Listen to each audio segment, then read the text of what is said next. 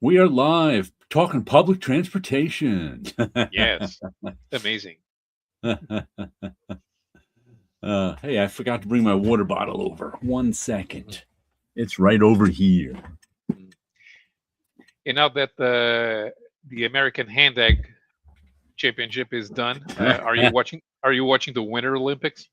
Nah. Uh, The, Yeah. the NFL is pretty much the only sport I watch. Mhm. I occasionally Funny. I check out the talking head sport channels at lunchtime, during the rest of the year, but they're usually talking basketball or something, but Yeah. I don't watch. Funny The thing. only time I watched basketball was in the 90s when the Knicks were really good and I was at a lot of bars with friends watching basketball. They were watching, so I was, watching along with them. Yeah. When I was around 11 or 12, we had satellite TV, and I started watching winter sports. Uh-huh. And I actually liked some of them, and I was really getting into it and memorizing stuff. Hmm. But around 15, 16, maybe because of like a time or something, I kind of stopped watching.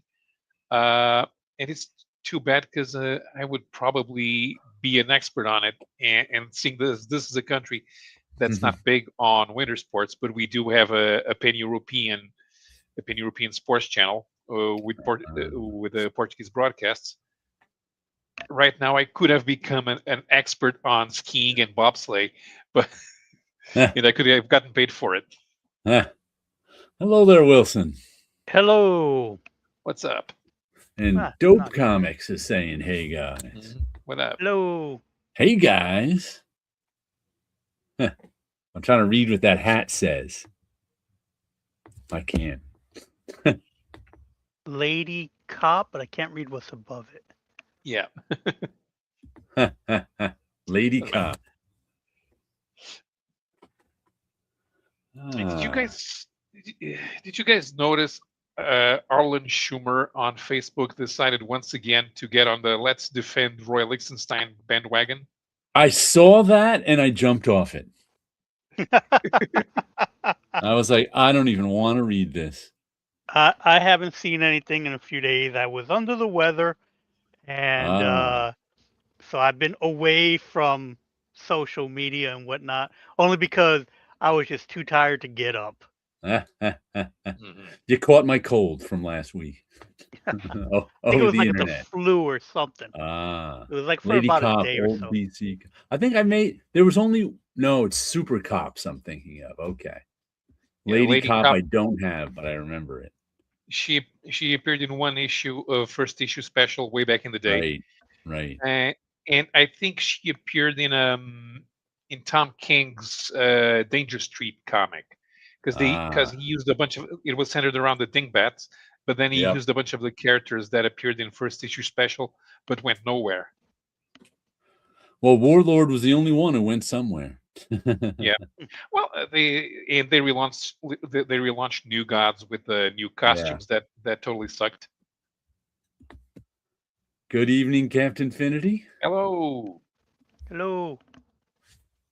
Let's see if Captain Finity is ready to restart our discussion on the merits of multiple timelines. Multiple times. Like I always say, pick one and stick to it, and I'm okay. Mhm. You can Yeah. change time, you can't change time, makes multiple timelines. Just pick one and stick. Don't be Star Trek and keep Mhm. changing how time works. Mhm. Ah, you're right. Danger Street was awesome. I Well, once it must have been in the back in the aughts, when I was buying some original art off of eBay. And they actually had the Jack Kirby drawn Dingbats of Danger Street character sheet. mhm. It was just, I guess Kirby drew it either to show you all the Dingbats were. They weren't turnarounds. There was only, the front view of everybody on there. And I bid on that until somebody sniped me. And it went for only about $500. Hmm. Of course, that doesn't mean that guy wasn't willing to bid 1,000, but I was only willing to bid 500, and I didn't even have 500 at the time. Well, every now and then I go, oh, I wish I had gotten that. You know, it'd be nice. Tit Goblin says we all live under Wilson's sky. Time is irrelevant. Time is irrelevant. Captain Infinity, pick one option and stick to it.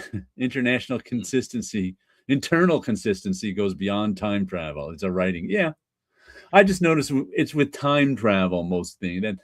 That seems to be the easiest thing to not be internally consistent with. And when you especially have within like TV show series like Star Trek, especially back in them days. Yeah, and then you have people who have no interest whatsoever in science fiction, but for some reason they give them science fiction, and then say, oh, let's do a time travel storyline, and they think it's about baking cakes or something. Sleepy's here. Howdy, male Hello. models of comic book geekdom. Blue Steel. I weigh over 200 pounds. One look. I cannot be a model. I weigh over 200 pounds. And I'm only 5'9". I've got a bunch of books to show off tonight because last weekend when I was still recovering from my cold, I ended up reading 4 graphic novels. I was like, you know what? I'm sitting here. I can't move. I may as well read some stuff. And I decided what I'm going to do with my credit card points. Remember I was mentioning that how for like 3 years I was going to buy that Hate box set on credit card points. I kept changing my mind, and I was figuring out what I was going to do this year. Whether it was going to be I was thinking maybe a planetary omnibus, but I got the issues. And I was thinking the Lone Wolf and Cub new omnibus that came out, and I was like, I finally decided. Once again, I did this, I think, once before I bought the Hate stuff, too. I bought some of those Richard Corbin hardcovers. So I'm going to get some Richard Corbin hardcovers, and I'll show it later, The Night Eaters Volume 3. But even though they'll cost me nothing, because I got about $75 worth of credit card points, and they all together cost $75, I still don't want to buy any extra books and comics right now. I'm like, I just want to get rid of some stuff first, because you know what it was? Buying all of those Firefly comics, which I still haven't read yet, but I've looked at the covers a lot. For like a month and a half, I always had like 5 or 6 of them out, and I'd like run through the covers. I change it each time every day. But in order to do that, I had to move so many comics around because I wanted them out where I could get them. So I had to take my Mage and my Grendels and put them in a box, and then rearrange a whole bunch of other stuff, and then put a whole bunch of other stuff out in the garage in the stuff I'm going to give away to students. So I ended up like spending 2 hours rearranging stuff just so I could have those Fireflies where I could reach them. And now I'm like, I don't want to do that again. I'll just wait till I get rid of even more stuff. I'll see what I can get rid of. I was moving around some of the boxes because I had recently bought a bunch of boxes. And I'm moving the boxes around. Right now, there's no order. It's just everything's going in a box. Yep. So at least visually, it looks organized. Yeah. So then I can go through it. But for now, it's like just put it all in a box and go through it. And I'm moving boxes along, and it's like, I switched over to short boxes because they were lighter. They no longer feel lighter. You've gotten older. That's exactly what it is. It's like, did the comics get heavier? Of course not. Some of them actually did. With this super thin, heavy paper, they can actually physically be heavier. All right, then it's not me. No, it's not you. It depends on the comics. I'm certainly noticing this dragging all those comics in from the for the students. The DC comics I've been dragging in from the 90s are lighter than the coded comics paper we have now. Okay. If I were to take 10 90s DC comics, it's lighter than 10 current comics. That just is. All right, then it's Cap not Infinity weak. says, I'm strictly against any story with one malleable timeline, but I am aware I haven't convinced everyone, hence the book that he's working on. Sleepy says, no Love and Rockets box set? No. That was, though I actually have been thinking about getting it recently for no reason in particular.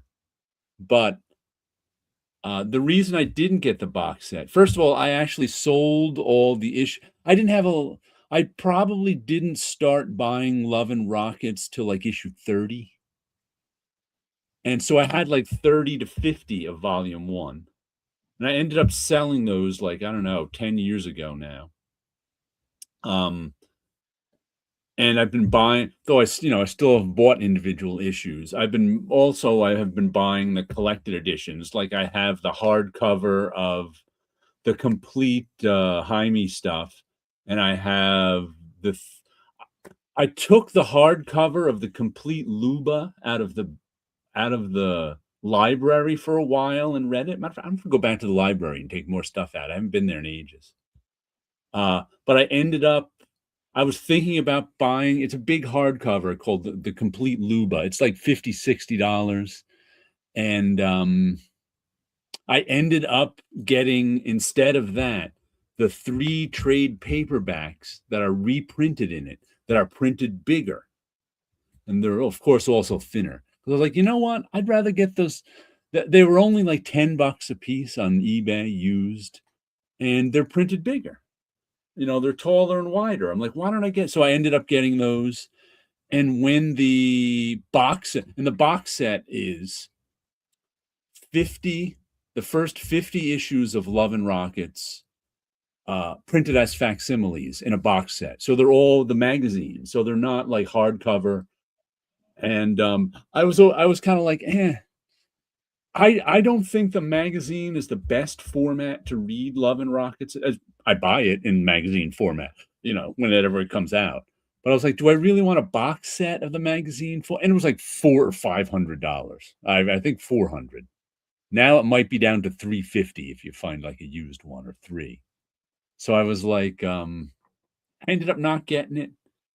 But then I just recently ordered a Love and Rockets issue #1 facsimile that's coming out soon. So I was kind of like, wonder if they'll put all of them out in facsimiles eventually.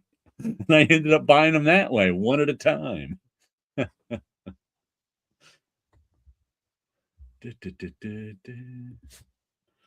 Let's see. Dingbats of Danger Street, Jack Kirby's sheet is $3K right now on eBay. Ooh, man. Wow. See, you could have made a profit. Yeah, I guess it's up again. Is anyone buying though? I was just telling the story about how I almost bought that in like the aughts when it went for $500. Like I said, as my friend Ed said, when I just missed it. The guy sniped me. He's like, well, there's no guarantee that guy wasn't going up to 1,000. So you didn't just miss it. Yeah, you never know. Yeah, exactly. I mean, if you're in if you're in an old school bidding war in the same room with the guy and you're looking at each other, you can either want to go to war with him or decide, no, I'm done. Can. But online, it's a crapshoot. And that's what I usually do too on eBay. I set, like, for something like that was already at $500, which was really above my budget. I go, you know what? If I'm putting in my top bid, and if someone snipes me, they snipe me. I don't care. So they get it for 501. Oh well. And 500 was my limit. I mean, you always say to yourself, well, I would have gone to 502, but then you're in a bidding war, and that doesn't mean you're going to get it for 502. So Dingbat sheet, original art. Yes, there's it was that I was bidding on by Jack Kirby, 11 by 17 character sheet of all the Dingbats of Danger Street. It was, and it was just, a model sheet. It wasn't turnarounds or anything, front view. And I guess he did it maybe for promotion, or maybe he did it, to figure out the character designs. But yeah, I saw that like I don't even know what year. It was sometime in the aughts. It was. I bid on it, but I guess it's up again because Dope Comics just found it. It's at $3K right now on eBay. Kid Goblin says, "Teacher, did you read the book assignment?" Jared, I looked at the covers a lot. There you go. I figured out the story from the covers. Captain, there's only like 17 different collected editions of Love and Rockets. We definitely need enough. Yeah, that's one of the things with Love and Rockets. There's so many different printings of like anyone you pick up is going to have a lot of story in it. But if you were trying to collect them all, I don't even know how you'd. I guess you'd have to collect them all in the same format. But like, I don't know if like Love and Rockets from the very beginning to now is all. I don't even think it's all collected. I think there's some of Beto's like one-off stories were never even collected. And I don't like the Jaime stuff is all collected in those two the oversized ones. But I don't know about Beto's stuff if that's all. Yeah, you should see what we do over here in Europe with Hugo Pratt stuff. I mean, yeah, there's I don't know how many different collections of Corto Maltese. Then there's collections of non-Corto Maltese stuff. That some of them that he did on his own, some of them that he did with Milo Manara. And it's like sometimes it's a faithful reproduction of the original story. Sometimes it comes packaged together with another one. Sometimes it's in black and white and oversized. And sometimes they're missing two books from the collection. In the next collection, it has those two books, but it's missing two of the other ones. And so the guys who have been reading Corto Maltese for 50 years, they're always missing one book because sometimes they sell one or they replace one with a newer volume. Or they try to do a collection so that it looks nice on the bookshelf because of the trade dress, but then it's missing that one. They rip their hair off with trying to figure out how to do a Hugo Pratt collection. This is the three books that are in the Luba hardcover. Spines don't even match. Mm-hmm. We've got Luba, Three Daughters. That's the title up here. We've got Luba in America, and we've got Luba, the Book of Ophelia. What order do they go in? Who knows? You probably have 05, Beto. Yeah, probably one has stories from issues 1, 5, 17, 12, 8, 4, and then the other one is 22, 16, 3, 7, 11, whatever. It's just like, okay, but I ended up like these were maybe $10 a piece rather than like 50 or 60 for the hardcover, and the hardcover was like that size. It was like, you know, a smaller hardcover. So I was like, you know what? That's why I ended up getting these.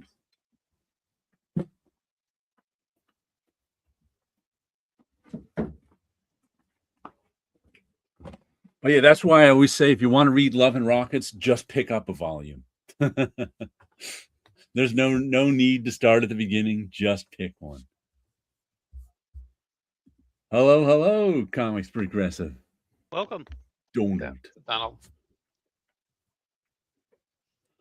Sleepy Breeze, I can only find an original page with a buy it now price just under $3K. I'd be surprised if they get it. Own some pages which are paid well under $1K. Okay, so maybe the other one isn't up there now. I ran zero. Someone really needs to do an index to all the Love and Rockets stories and where they are reprinted. Yeah. I don't think I don't think anyone ever tried to do that. Or if they tried, I think if they tried, they didn't finish it. Maybe there's a wiki, a Love and Rockets wiki somewhere. There is not. There is not. And I mean, there's something here in the website of the Fulton County Library. Says download the complete Love and Rockets series in order. I don't know exactly what that means. Well, you still could read each individual issue. You could read Love and Rockets Volume 1 beginning, especially with that box set. Love and Rockets Volume 2 was comic book sized. You can read that from beginning to end. Love and Rockets Volume 3 was smaller trade paperback size. I hated that format. You could read all those in order. And Love and Rockets Volume 4 is now magazine size.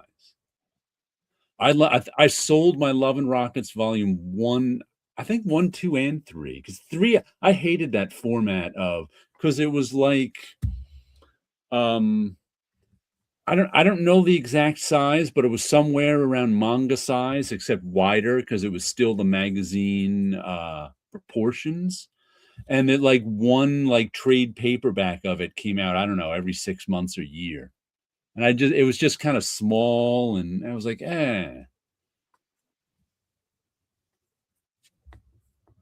Donald just got back from buying 3 long box Bronze Age collection. I couldn't say no, but not sure why. Marvel, DC, Charlton, everything. Well, he's done a couple of videos with Archie's lately, not just Charlton. So okay. I guess we'll see. And he had a few Disneys thrown in too. Mm-hmm. Always find a few Disneys, no matter where you go. Goblin, can you make a comic Rockets and Love and get away with it? It has nothing to do with Love and Rockets. Probably. I don't think Fantagraphics would bother suing you. Actually, might try. Try to figure out what it would be about. Fantagraphics was like, we're barely selling copies of Love and Rockets. You want to knock it off somehow and think you're going to piggyback your way to riches? Go right ahead. Mm-hmm. We could set it in Tito's Yugoslavia. So that we have an excuse for the mechanics to work on Yugos. Or that would be inherently funny. It will all be about rockets and love. It'll be about rockets and love in the Soviet Union in the 1960s. Mm-hmm. There we go. Because that sounds like a money winner right there. Yeah, comrade. But what about it? Would be no. I can't picture. It'd be like something like, comrade. But what about love? We are communists. We are here to build rockets, not make love. They will find love, despite the Soviet system, in the face of the rocket love. Harvey, Gold Key, Archie, and a handful of DC heroes. Okay. Did you make it to the comic shop this week, Wilson, or did your cold keep you from it? My cold kept me from it, so I could not flu? make it out. Is it? Do you have any idea what you have? I had no idea what I had. If it was a flu or a cold, but what I have at the shop, I could tell you. That would be on my app.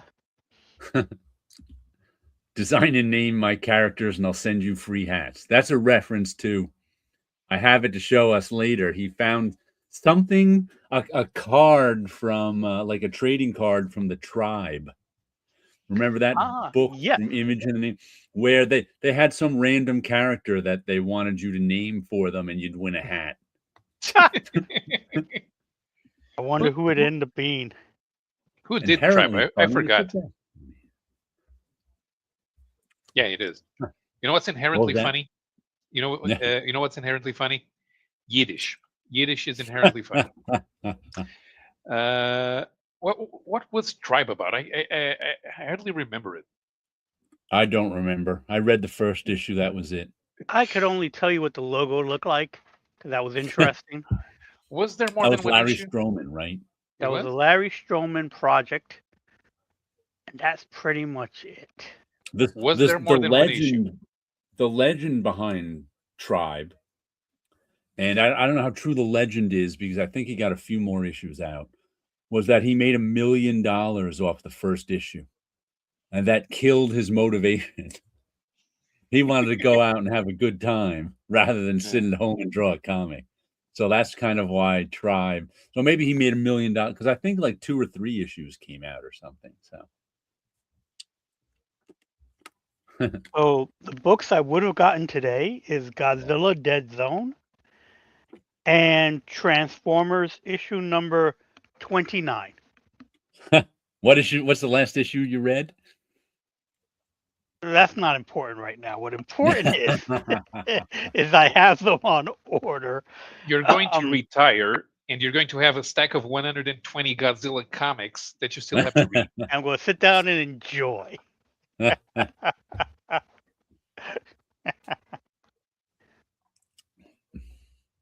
Anything else? That was only it on the Okay. list. So I probably Yep. would have picked up at least 2 or 3 more books off the rack for the heck of it. I got 6 this week. I almost picked something off. I almost picked one of those Oni Press horror books off the rack, but then I was like, because have you noticed all the? I picked up a couple of them at the very beginning. The EC Comics line that Oni Press has been putting out. And they're horror anthologies, so they're supposed to Right, be I've seen modern a few EC of 'em. comics. Yes. And they all a lot of good covers. I mean, plenty of good covers. But the couple I picked up were just okay. And I was like, I'm already buying Creepshow, which I like. I don't need, but they must have gotten better. I mean, because I think in the first couple issues I read last year, I don't think they really had a firm grasp on what a horror short story was. It was just like they were just like telling stories that weren't very interesting with a little twist at the end. So, but I got to figure, they've been doing them for a while now. So maybe they've gotten better. But I haven't picked one up. Yeah. Donald said the new ECs are all cover, but not much story. Like I got to figure maybe they learned how to make a good story in the last 6 months, but I don't know. Yiddish word for adverb? Adverb. Bad time travel? No, Tribe was about boxing, wasn't it? Was it? Something like that.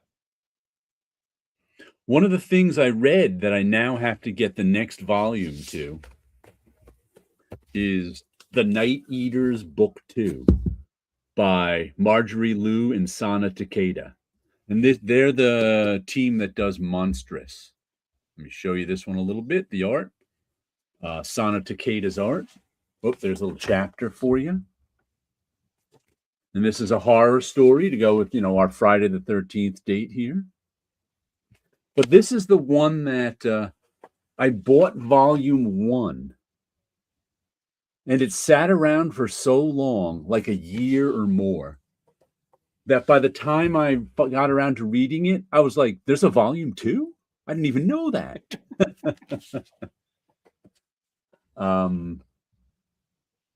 But the first volume was sort of a haunted house horror story. I'll have it later. Haunted house sort of horror story that took place with these, and I think they're from Japan. Because I think Marjorie Liu and Sana Takeda are both from Japan, or at least Sana Takeda is from Japan. And they were living in New York City. Mother, father, and 2 kids who were college age, but I think one dropped out of college. She wasn't becoming a doctor like her mother and father wanted her to. And the father was kind of the friendly, helpful one, and the mother was mean and had this reputation for being short and mean, and everybody was kind of afraid of the mother. And there was this house across the street that was haunted or something, and the kids were trying to figure out this haunted house. Spoiler, I'm going to give you a spoiler for the end of that one. At the end of that one, we find out the mother and father are some kind of, well, they call them demons, but they're not really demons. I think the mother is actually a dragon in human form, hence her meanness.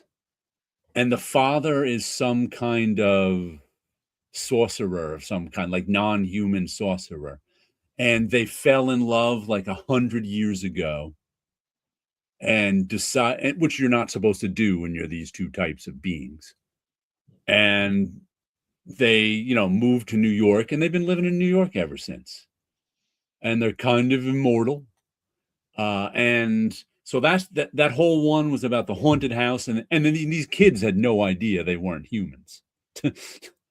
So that was a bit of a shock to them. Oh, they also own a restaurant, like the son, I think, were like a Chinese restaurant or Japanese restaurant in New York City that the son was working at, I think, and the daughter sometimes.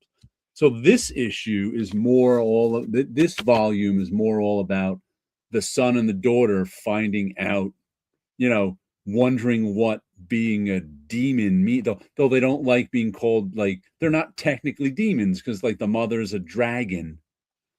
Though you never see her as a dragon, and the father, but she's super powerful. All the other supernatural people, there's like a supernatural community around the world, mostly where they come from, and they're all terrified of her because she's a dragon.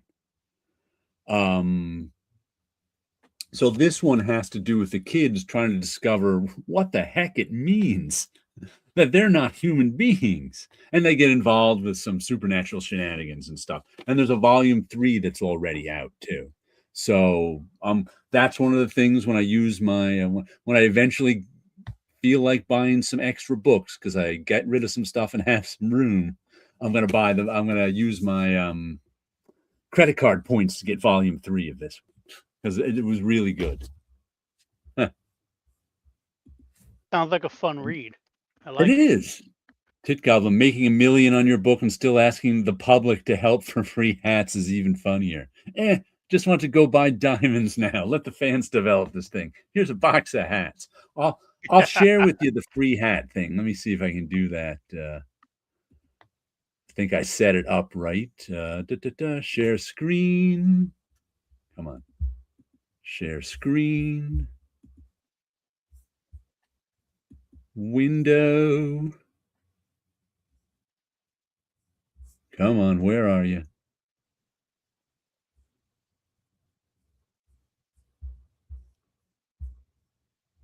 Where'd you go? Is it not here?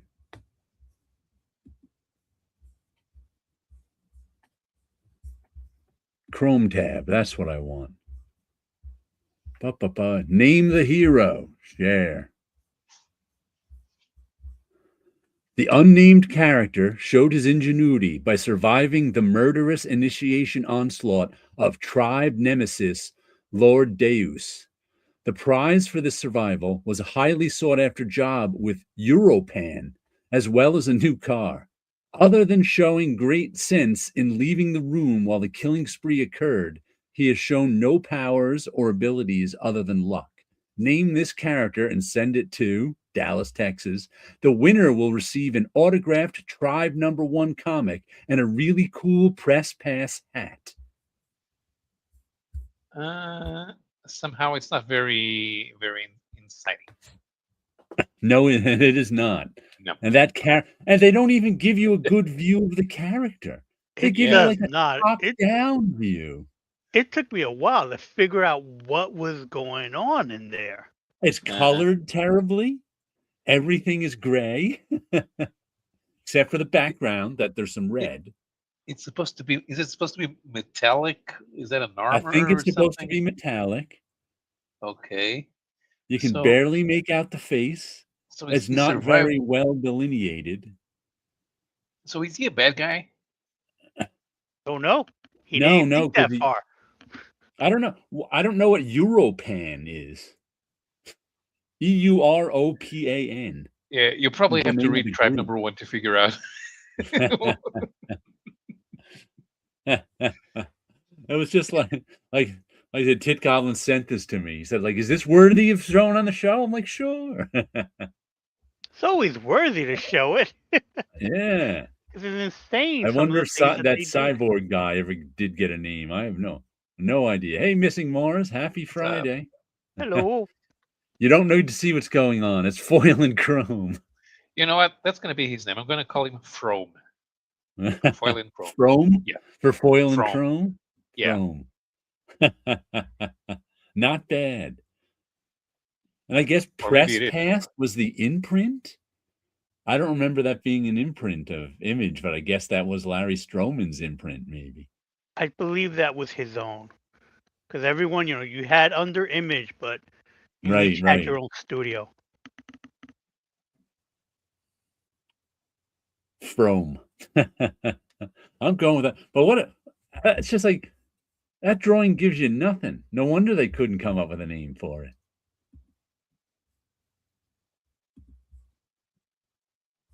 Yeah, we'll get rid of that one. Amazing. Amazing. The Night. Oh, this is volume 2, Her Little Reapers. I didn't even notice that was the name. Let's see what's underneath the dust jacket. Oh, underneath the dust jacket, we've got some little lizards on a curtain. Oh, I think this might be the parent. No, that's not the parents. That's the people they went to see, I think. Because that's not a dragon. But they're some kind of lizard people, these two other mystical beings.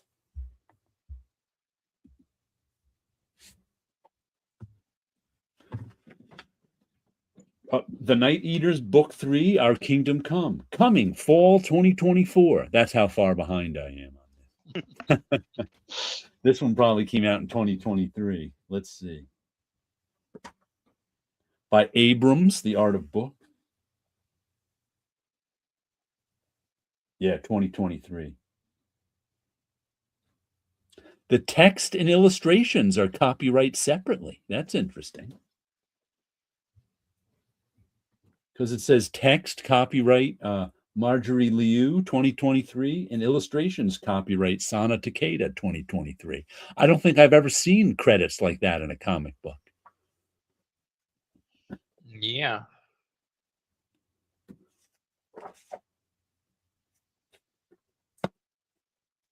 That's an odd thing. He may have appeared in some places. There might be some Corbin stuff that he didn't write or something. That yeah, must have appeared in other places. I just don't remember it at all. Must not be that common.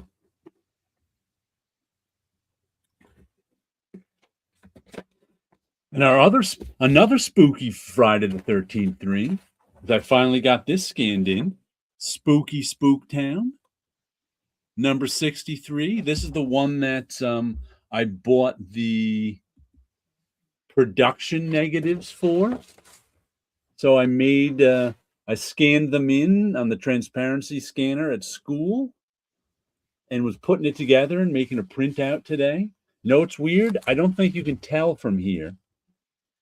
But Spook is one color red, and Town is a slightly lighter color red. Oh, yeah. I don't know why they bothered. Because you can barely tell. And this one was also strange. Here's a production thing that was weird about it. I think I've gotten 3 other sets of production negatives before this one. I got Bunny, I got that little Lotta, and I think I got one other that I can't remember. But those all lined up fine. Because what you do with them is you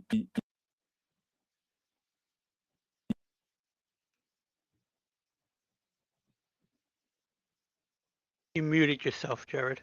Yeah.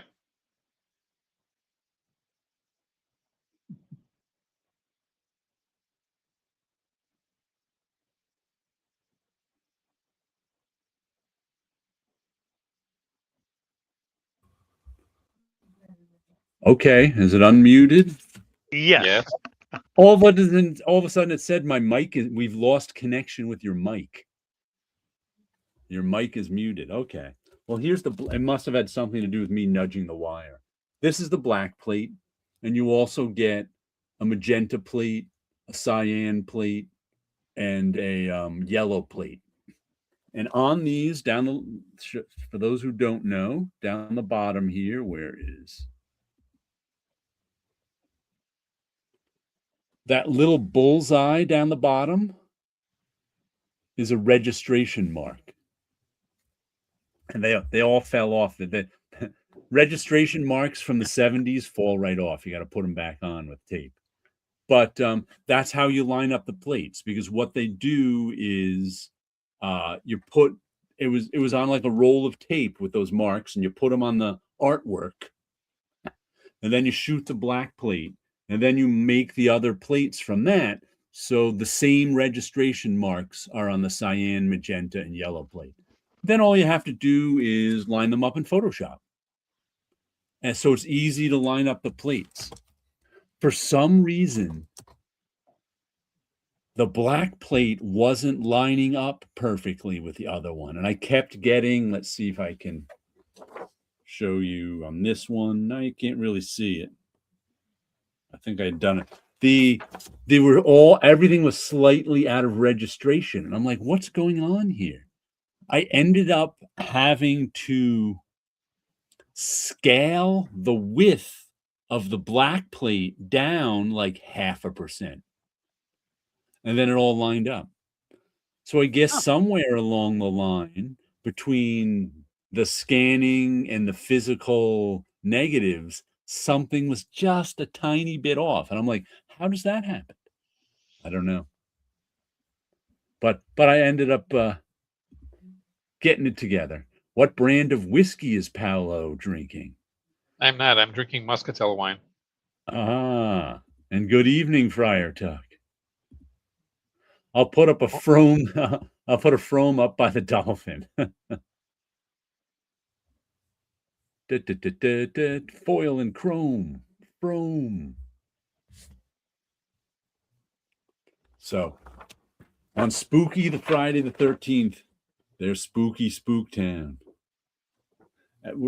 Look for me on TV. I didn't notice it said that. Look for me on TV. I think I'm a Casper the Friendly Ghost show. Mm-hmm. The tough little ghost, Spooky Spooktown.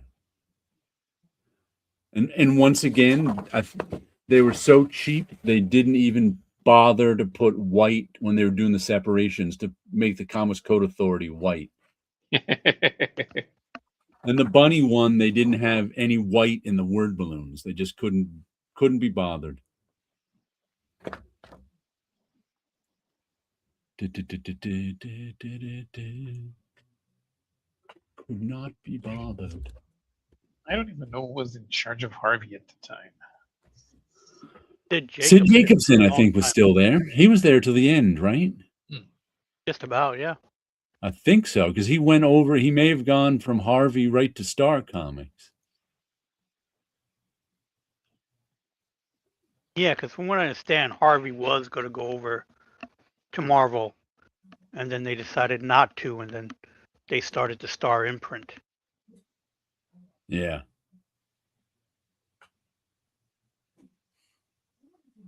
I was just watching I didn't know this, a video. God, I can't remember the guy's name. He's an artist, does Marvel and DC stuff, lives on the West Coast. Asian of some kind. I don't know his ancestors' country of origin. But he makes TikToks talking about art and stuff.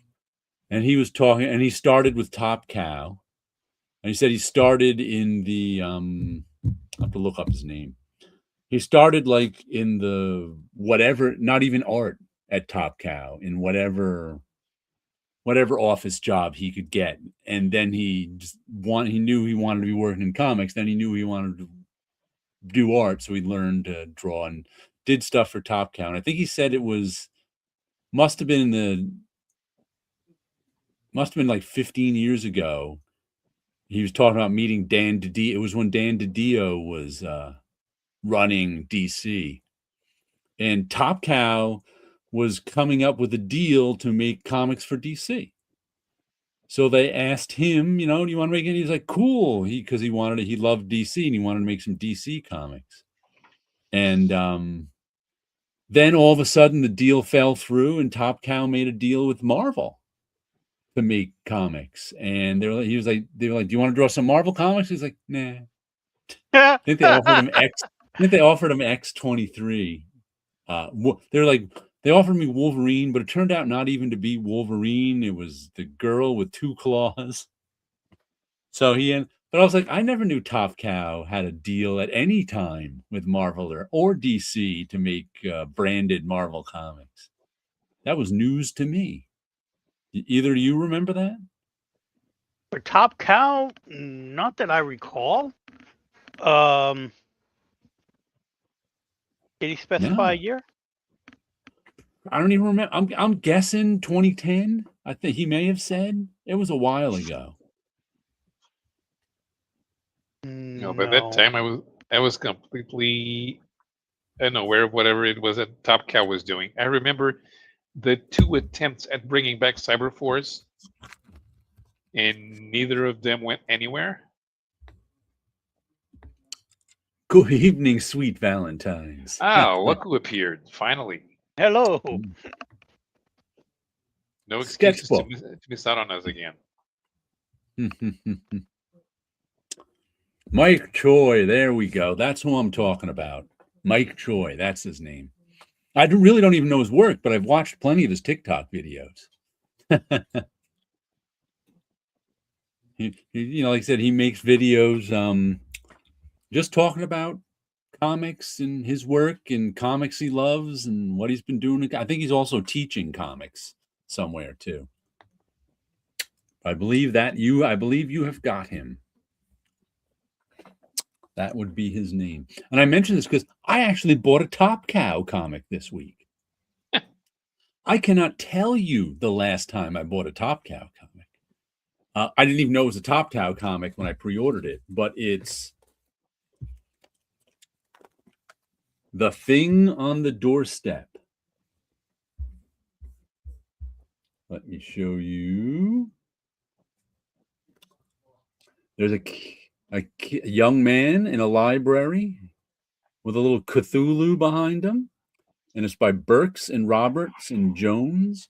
It says it's going to be a 5-issue mini, but it looks to me to have European graphic albums proportions because it's got a lot of white space around it. Yes. Even the art would not be out of place among French publishers. Yeah. And the artist is Willie Roberts, who I've never heard of, written by Simon Burks, who I think I've heard of. See, Willie Roberts is a comic book artist based in Mar del Plata, Argentina, who started working in comics as a penciler, inker, colorist, and graphic designer in 2010, drawing for publishers in the U.S., Australia, Italy, and the UK. His titles include The Dark, Clada, The Blood Below, and the indie game comics tie-in Remothered. So this might have come out in Europe first, and now they're putting it out in the U.S. Because like I said, those proportions make me think it's not made for the U.S. And it's not paced like a U.S. comic. Well, let me check Meditech and see. The Thing on the Doorstep. Simon Burks and Willie Roberts. Willie with an 2 I's. Willi. Mm-hmm. And it's also copyright Simon Burks and Top Cow. Willie doesn't get a thing. No, that thing did not come out in France. Okay, maybe they're planning on putting it out there then. Because like I said, usually when I see those borders, it's maybe it came out in Argentina. Could, yeah. I don't know how they publish in Argentina. Now that you mention it,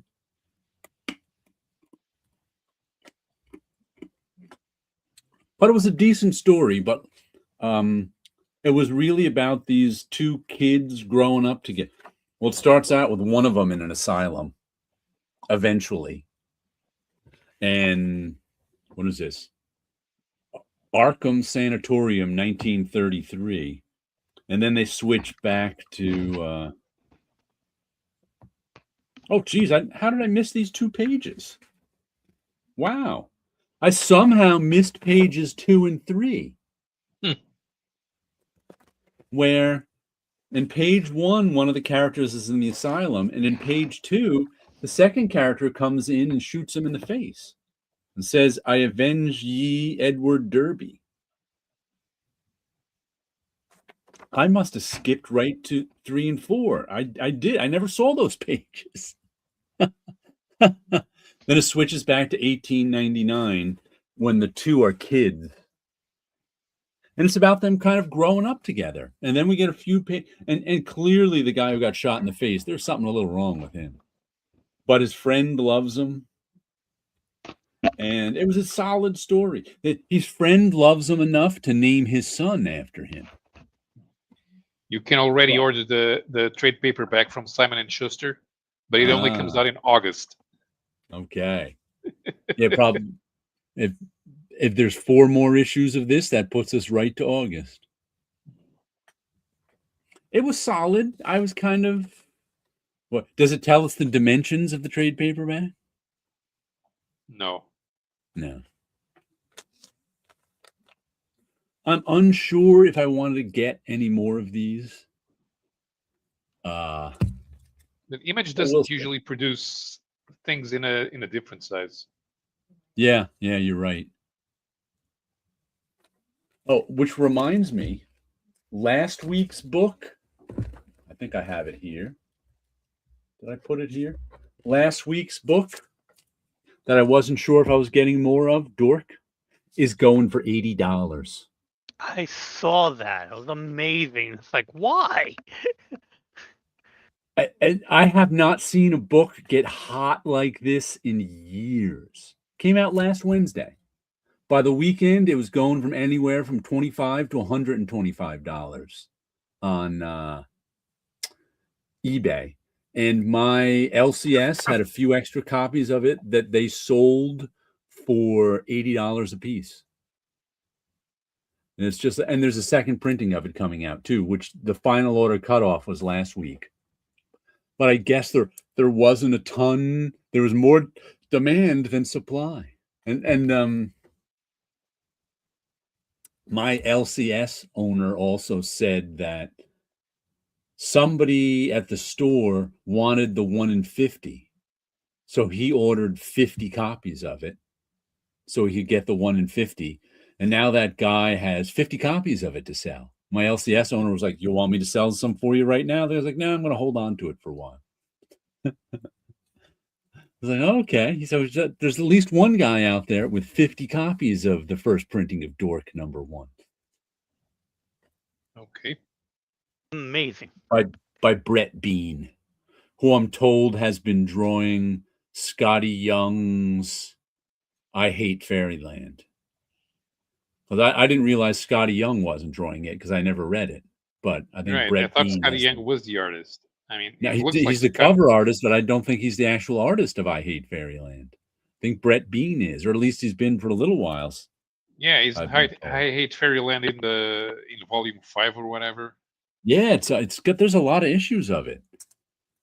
So maybe he did like Mike Mignola and just hired somebody else to draw after a while. Yeah, could be. I mean, that art looks good from the cover. Yeah, it's nice. Like I said, yeah, it's definitely good looking artwork. I said I'm going to give it a few more issues. Was my decision by the end of the show. So I'm gonna. It was like I said, my nearest comp, and it seems everybody else's too, is Bone. So right. I think a lot of people are hoping it becomes a Bone #1 too. That's worth money. That thing seems to have mainstream potential. Yeah.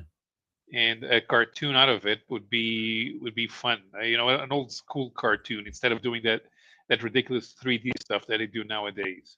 Yeah. People saw Jared reading it, and voila, everyone wants it now. I don't think that's ever happened once. People see me reading it, and maybe 4 people decide they want to read it. That's about my reach. Yeah.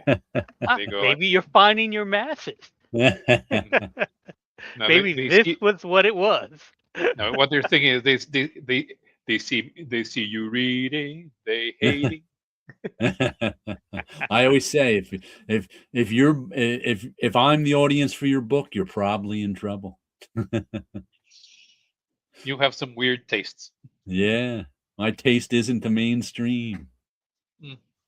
I understand that. But so my tastes are weird too. I mean, I just finished reading The Invisibles for fun. The Invisibles is mainstream adjacent. Yeah, especially Volume 2 with all of the Phil Jimenez art. Yeah, the very first Vertigo book, new Vertigo book, came out this week too. Can't remember the name of it. Can't remember who did it. I didn't buy it. Nobody paid any attention to it because DC did not bother to advertise anything. Yeah, and they're doing so well with Absolute. Did I mention? I think it was. I don't remember. It was last week or the week before. In final order cutoff that I get in from my store, they had. It was final order cutoff for I think 16 issues of Absolute Batman. They were going back to press with all 16 issues. Like it was like volume 1 was like on the 12th printing, volume 2 it was like the 10th printing, volume 3, issue 3 was like the 8th printing. So it was like I was tempted to order them all just because it was so cool to say, wow, you can order them all right now. But I was like, I'm not spending $80 on Absolute Batman just because it was cool. You could order them all and get them all the same week, the whatever printing.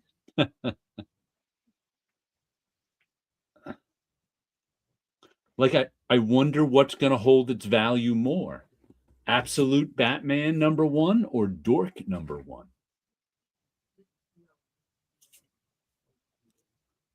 Five years from now, which one do you think will be more expensive? 5 years from now, if Dork is still around like Bone was, Dork will be worth more. I would think so. I think it might be too. If, however, he gets that thing done into a cartoon, the comic's going to drop off. If he does 24 issues and we never hear from it again, 5 years from now, it might not be. Oh, if he gets it into a cartoon and the cartoon's on Amazon, it could be worth even more. It will be worth even more for about 6 weeks. It's going to reach like $500, and then it's going to crash. It depends. Invincible is showing no signs of crashing. You got to wait for that cartoon to end before Invincible crashes, because those Invincible issues are going for a lot of money because of the cartoon. For the cartoon, they weren't worth anything or hardly anything. Tit Goblin's got an Absolute Batman comment. Let's see. So an Absolute Batman sketch card, and the guy just painted over a baseball player on the card and gave him a Batman costume. That's pretty neat. Dork is headed to the 50-cent bin. Right now it's $80. I don't know. But look at, I would have to think 5 years from now, Batman will be worth exactly what New 52 Batman #1 is worth. Not much. Because by then, there'll be another Batman series. It'll be hot or not. And another Batman Elseworld. Yeah. So I don't know that Absolute Batman will hold its value in 5 to 10 years. Not that it'll be worthless, but... You know that besides all the Absolute stuff, they've also been trying to make people believe that doing an entire DC universe based around Gotham by Gaslight would be interesting. Yeah. And there was a new Batman #1 about 6 months ago. I've completely I hear nobody talking about that. I forget that they got a new writer, like, I don't even remember who it was. Matt Fraction, maybe? So they relaunched Batman with a new #1. I think Matt Fraction is the writer. But it's like, I hear Absolute Batman is getting so much love that I don't hear anyone mentioning the other Batman. No, yeah. No hot book holds its value. Fool's gold. Yeah, this. Well, like I said, Invincible, Walking Dead's held. It's the rare ones that hold their value, I should say. Like Rare ones, Walking I Dead don't is still think. holding its value. What was that? I don't think. I was watching something on YouTube. I think Wednesday, where they were saying like the only superheroes that survived the Golden Age was Superman, Batman, Wonder Woman. So they survived that switch into the Silver Age, and they even coined a term, the Atomic Age. Was I don't think I was really paying that much attention. That there's an in between Golden and Silver Age. That's the early 50s, right? Where there was Right. all the horror books with bombs and Right. stuff. So those were going on, and it seemed for a short while that superheroes will change something. Where Superman, Batman, Wonder Woman, they were all the kiddie stuff, certain a time period, and then eventually you had like the big relaunch in the 80s. We haven't seen something like that, or at least try to stick. Is Absolute Batman, could that be the thing that changes and becomes the new DC universe? I think it's too harsh of a universe, but I'm wondering if that's the direction they're trying to go. Like if they've been trying to do new directions for these heroes and they can never get out after 3 years. Mm-hmm. I'll tell you what the problem is. It was designed as a new universe, and if you design it as a new universe of intricate, it's going to fail. Mm-hmm. It's what we had when it's what we had with the with the Marvel's new universe. It's what we had with the Archie superheroes 90s reboot. What was it called that DC did? Oh, This did, Milestone with his own universe, right? yeah. And when they try to design Image as its own universe, and it didn't stick. Remember the Dark Horse's Comics Greatest World, Right. I mean, and Valiant and the Ultraverse. I mean, some people have fond memories of it, but you created with the idea that it's going to be a set of interlocked titles. Malibu. Malibu, yeah, the Ultraverse, and CrossGen. Yeah, it's tough to sell comics. Mm-hmm. Yeah. And look, Batman might stick around like Malcolm Spider-Man. There's that. And Marvel's Ultimate. Yeah. Who was the hot new thing and was going to replace the Marvel Universe until it didn't. Which is now on version 2, which they're ending. Mm-hmm. Walking Dead, Invincible weren't hot when they were new. Hot books are automatically going to be over collected. No, Walking Dead was hot when it was new. That's the reason I couldn't get issue 1 and 2. Issue 3 was my first issue of Walking Dead, and by then Walking Dead #1 was already $40. Yeah, Walking Dead was hot before the show. Yeah, but That was one of those it was few hot that. before the show. Once the show came, it just took off to Yeah. strap. But Walking Dead was hot immediately. And never went down. But that's the rarity. And it was the TV show that made it take off too. Every new universe has a few characters that break from the mold and go onto the main line. Well, Marvel and DC, that's what you do now. If you start a universe and only one character survives it, you bring them into the main universe eventually. Yeah.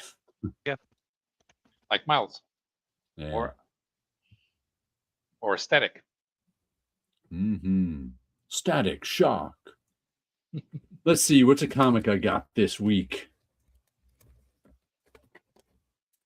Die Loaded, issue number 4 we're up to. Issue number 4. I don't like these covers. Don't like these graphics in the middle of the illustration covers. Don't think they work. Think they take away from the illustration. They annoy the hell out of me. Is that supposed to look Stephanie. like a map from an RPG? Yes. I think it's supposed to be a 20-sided die unfolded. Is what it is. So it's a flat representation of a 20-sided die. Really good series, though. And this is the one that's volume 1 was just called Die. And there was about a group of, I think, 6. I think they were first they disappeared when they were kids. Then they came back like 10 years later and then disappeared again like 5 years after that. And where they had gone, they had been like, I don't know, kidnapped into this role-playing world, which is a world that is based on role-playing games. The world is actually a 20-sided die.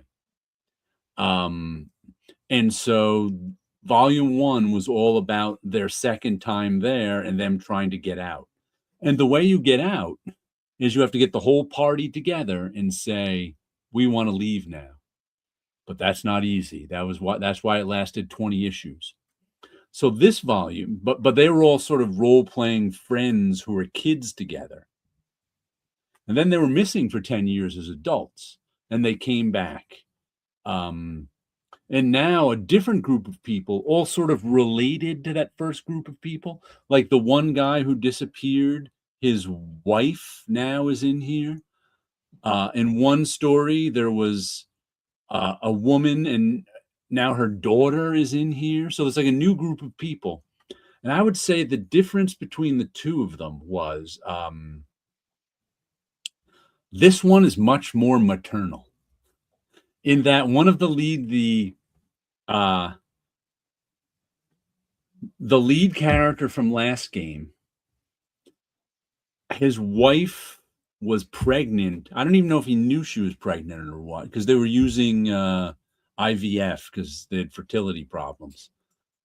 And so then he left. I think they were only gone for a few years that time. So he came back to a kid, his wife and a baby, or at least the baby's 2 now or whatever. I don't know.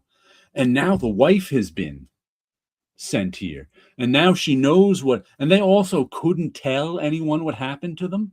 That was part of the spell somehow. So his wife now knows what happens to him and now knows she could be, because they were stuck there for 10 years, I think, the first time when they were kids. She now knows she could be stuck here for 10 years and not see her baby. And and that's like her main focus. She's like, we got to get out of it. So this one, you're like seeing through the lens of a mother who really and she's stuck there with some kids. Like one of the guy's 16-year-old son who's just having the ball in there. He's 16 years old. He's this big warrior now, and all these women want to sleep with him. So he's like, yeah, I've got a harem. Yeah. He doesn't want to go anywhere. And there's like the daughter of another friend who was in the original one, the one woman there's these sort of zombies who walk, or these demons, they're these zombie-like creatures who come up out of the earth at any given time. And it turns out those are all the people who have ever died in the die world. And this one woman's daughter was one of these zombies. So she's like, her daughter who's still alive in the real world.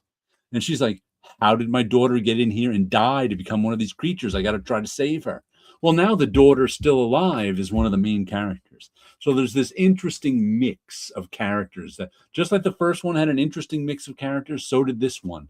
But it's really the mother's sort of the mother's point of view, and the mother's worry about never seeing her kid again, or not seeing her for 10 years, that's driving this story. So it's good stuff.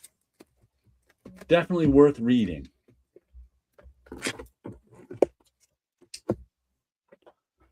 Definitely worth reading. Kieran Gillen and Stephanie Hans on the art, and Clayton Cowles is the letterer. That's our lineup. Kieran Gillen, who I noticed just made a controversial statement. The writer, where on some podcast or show he's on, he said, artists don't need writers. We're just parasites in comics. And he was just exaggerating. He was just, making an extreme exaggerated. I understand what he was trying to say.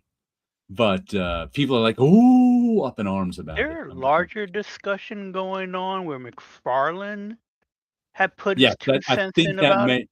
I don't know which one started it. Yes, but Okay. McFarlane said the artist is more important. I could sell a comic drawn by Da Vinci easier than any writer. But he was really talking about marketing, though.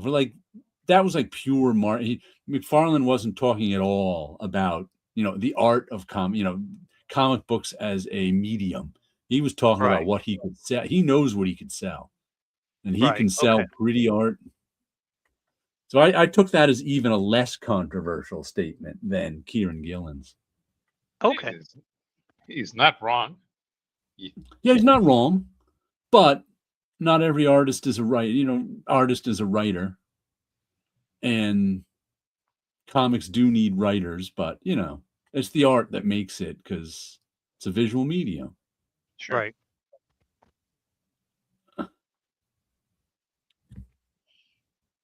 It's just kind of silly. People take him seriously. Yeah, Todd's the guy who's demonstrated across his entire career that he needs somebody to give him a script. Then he can ignore or change the script as well, but somebody has to give him an idea that flows from page 1 to 22. Otherwise, I do believe Todd has also demonstrated that he can write his own subpar script and it won't affect his sales at all. Right, but that's because he's Todd. I mean, I'm just saying. Going back to Tribe, Larry Stroman could not. And I love Larry's artwork. And I've never read that much from him. I have his Alien Legion and of course X Factor, and I thought he had a very interesting style. Yeah, that's kind of appropriate for I wouldn't say for darker storytelling, not necessarily, but he has this interesting way of making urban environments look like it's a fantasy world. I picked up issue 1 of The Tribe way back when because of his artwork. I don't think I ever saw another issue. I don't think he ever published another issue. Once he got the money from that first one. Yeah, I think he actually did get a couple more out. How many? I can't even remember. I don't recall. But I think he actually did. So maybe it was the accumulation of a couple of issues that made him go, hey, maybe the story just says 1 issue, but it was really a couple. Yeah, I don't recall. Because I remember, I think the first thing he published was more of a preview book. Yes. Type of thing. So I remember seeing that in the stands. I don't remember anything else. Again, off the top of my head, it's been it was how a many long years time since ago. I looked at it? It's 40 years ago now. Yeah. Or so. Okay. Yeah. So there's 1 issue of Tribe by Image, came out in 1993. Then 93. That was even before I got into Marvel. That was right at the cusp. There are 2 more issues number 2 and 3, which were published at Access Comics. And there's an attempt at bringing back Tribe in 1996 at something called when did Good 2 and Comics. 3 come out? Here's the thing: these things don't have cover dates. Ah. Okay, number 1 has an April cover date. Number 2 does not have a They cover must date. have come out sometime later, though, because they're from an entire other publisher. Completely, yeah. Okay, number 2 has a September 93 cover date, and number 3 has an April 94 cover date. Wow. Mhm. So, you know, you got it within 6 months, the second issue. Not from Age anymore. In 1996, it did a number 0 at Good Comics, which is one of 2 comics that Good Comics published. The other one was called W. It was by the guy who scripted Tribe, Todd Johnson. Seems to be something related to voodoo. Only one issue came out, and that's it, I guess. Tit Goblin has a Fiat question for you. Bit off subject, and I apologize, but as a car reporter person, Paolo, what is your opinion of Fiats? Disregard if you don't want any car talk. Wait, here you go. Should Doctor Strange buy a Fiat? Well, Fiat. all Fiats are all Fiats are Peugeots now. Fiat has the ability to make interesting cheap cars, and that does not usually succeed. Should Doctor Strange buy a Fiat? No. Doctor Strange should not buy a Fiat. And speaking of writers I've heard videos about, here's Garth Ennis and Jason Burrows with the second issue of Babs, which has been, I've been enjoying their work together for a few years now.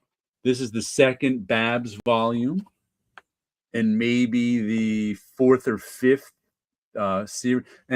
And dragons, you can fly them. You can rent them out to fly. They're like the airplanes of this world. And this dragon is going through his life story. And he's kind of like an old football player who has too many injuries to get into fights anymore, because he used to be in the dragon fights, which was a sport. And this is a tongue-in-cheek barbarian story. Good stuff, recommended. But I bring up Garth Ennis's name because I just discovered in the last couple of months on TikTok that there's a whole bunch of young people who are comic book fans, I should say superhero fans, who hate Garth Ennis. They hate Garth Ennis with a passion. They hate Garth Ennis because Garth Ennis says he hates superheroes. And they hate Garth Ennis for The Boys and what it did to superheroes. And they all seem to be young, early 20s or whatever, younger. And I was like, ooh, I never knew this. There was this stream of Garth Ennis hate out there for what he did to superheroes. They're young, you know? That's the only thing I can say. It's like they haven't left their area to know that there are probably more comics out there, and Garth Ennis did not ruin superheroes. Yeah. Here's the thing: when I was 20, I already knew that Garth Ennis had done the Punisher yet. No, he was already doing the Punisher. I knew right then and there that he hated superheroes. Yeah. I'm not mad. I was just perplexed upon reading his Punisher. Okay, why do you want Garth Ennis? Why do Marvel and DC editors want Garth Ennis to write superheroes when it's very obvious that he doesn't like them? And he subverts them. That's why DC couldn't publish The Boys. It was too subversive. It was obvious. I remember when I bought the second printing of The Punisher Kills the Marvel Universe. Mm-hmm. And okay, right, I get it. Garth Ennis hates superheroes. Yes, it was obvious. I didn't even have to. I hadn't even read the Marvel Knights Punisher. It was coming out. I guess that's why they reprinted Punisher Kills the Marvel Universe. So because I already knew Garth Ennis from Preacher. That's what I hadn't read Hitman yet. I read a couple of issues of Preacher. I knew what it was about. But yeah, okay. So I read Punisher Kills the Marvel Universe, and I get it. Yeah, he totally hates superheroes. I mean, I'm not making a big deal, and I was still in I'm primarily a superhero reader mode. I didn't have I didn't flip out. I don't understand why anybody would flip out now. There are a lot of TikTokers flipping out. They do not have any. It's like he committed a crime. That's how passionate they are. Should we he's not even touching their superheroes? Right. That is just. Should we tell these guys about martial law? Nah. Just... They're just being mad. Yeah, they're going to be mad at Pat Mills. Speaking of almost superheroes, this is one of the things I read last weekend. Dreadstar versus the Inevitable. It's one of those new graphic novels that he did on Kickstarter, Jim right? Starlin and Jamie Jameson. What's Jamie Jameson doing? Coloring, I guess. Yeah, it says by Jim Starlin and Jamie Jameson, lettering by Troy Pateri. So I guess he's doing some drawing, color, whatever he's doing. Nothing's well defined. I mean, it looks like Starlin. Yeah. And maybe I think my friend Ed gave me this. Maybe he's doing backgrounds or something. Yeah. He's doing all the environments, and he could be doing all that stuff. It's Jim Starlin's Gerhard. Yeah.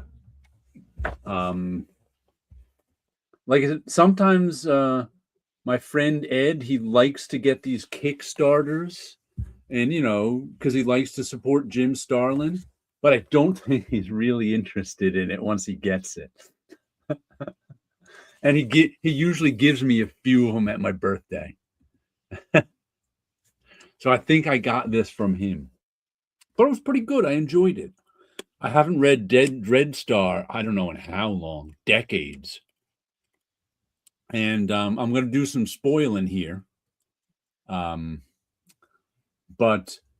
this takes place, Dreadstar, they're like running their own universe now. Like Dreadstar, they're running their own universe, Dreadstar and his crew. And he's this super cosmic guy. And he teams up with his old enemy, Lord Papal, who Jim Starlin, the enemy is always some pope. He's always got a church of the holy whatever in all of his stories, and the pope is the enemy. That's standard Jim Starlin in every Jim Starlin story you'll read. But they're not really enemies anymore. The Papal guy, they've made their peace. The Papal guy's going off doing his own thing. Dreadstar's there running his own universe, running the universe with his crew. He's like the president or whatever. Like, and they're both like, cosmic guys. They're both like Thanos cosmic guys, kind of. But then this new threat hits. This guy right here, whose name translates as the Inevitable, and he's got this spaceship, and he reached the edge of Jim Starlin's obsessed with death too. This guy in his spaceship, they're destroying every planet with life on. He's destroying any planet with life on it that he finds. It's his mission to destroy life on every single planet. And so, Dreadstar gets wind of it. Lord Papal gets wind of it and shows up to offer his help. And so then they go about trying to figure out who this guy is, how they intercept him, what they do. And here's where I'll give away a little bit of a spoiler. The twist in it is they find out they can't do anything. This guy is too powerful. Whatever cosmic power level they're at, he's 10 levels above them. He's over 9,000. Yeah. So they have to figure out what to do with this guy who's making its way through their galaxy or whatever their area of space is and destroying what the heck are they going to do? So that's what the first half of them is them finding out they can't beat this guy. And the second half is them trying to figure out what to do afterwards. So it was a pretty interesting story in that it wasn't typical because rarely in the middle of some sort of superhero story did the heroes find out we can't beat this villain. It was as if the Fantastic Four, found out there was no ultimate nullifier, and they were like, "Oh, we can't beat Galactus. What do we do now?" Except Galactus was already there, so it's a little different. Right. But it was an interesting story. I liked it. Oh, look at that! It's volume 2. You didn't need to read volume 1 at all to understand that. I didn't even notice it was volume 2 until right now. There was another graphic novel that they did on Kickstarter where they kind of, I think they try to fix a loose plot point from the original series. They had they had a ship's doctor. Yeah. And they had left him in a parallel universe. Then when they went back for him, and of course he died because he was in a parallel dimension and he didn't have anything to eat. But then the guy's spirit comes back in that graphic novel, and he's totally evil. But then all of a sudden he's completely not evil. Okay. Oh no, they have a scientist, not a doctor, with them. There's a little "Who is everybody" in the beginning. Right. No, but back in the original series in the 80s, there was a ship's doctor. Yeah. Vance Dreadstar, Willow 327. She used to be a person, now she's a computer. Yep. Odie, of course, the cat guy. Teuton, the giant. Fix, a cybernetically enhanced special forces officer with a bad attitude. Sergei Z10, a scientist who first worked for Dr. Anton Langstrom Meslow in the Instrumentality. He later joined the rebellion and is now Willow Consortium's top scientific advisor. General Eva Wyeth, she's a general. High Lord Papal, and the Power, the cosmic entity that is the soul of the Sword of Power. Okay, that's Dreadstar's got a sword that talks to him. That old thing. Everybody's got a sword that talks to him. Dork has a shield that talks to him. I mean, it would be Babs interesting if has a sword that talks to her. It would be interesting if the sword had anything interesting to say, like maybe give me tips on racehorses. Yeah. But they're always just annoying. Yeah, and they're either saying that you must complete the task, or it's something like you must give me souls, kill so you can give me souls. Bab's sword is always, giving her bad advice and wants to stay out of trouble. Dork's shield wants to get into fights and kill people. He's like, "You're a shield. You're supposed to protect me." Sword should have something useful, like tell you the weather. The problem is it's never on the planet you're on. It's a beautiful day in sunny Florida. You're on Blargon 5.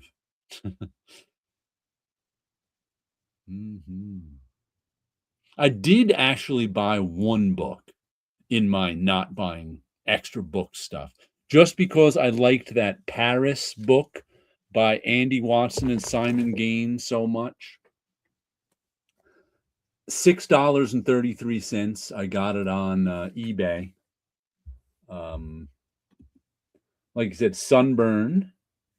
Don't know what this one's about. This is but I liked last week I showed off Paris I had gotten a little while ago by these two. And I really enjoyed it. So I was like, you know what? For $6.33, I'll get Sunburn. It was a library leftover, but I used my Bestine to pull off all the stickers.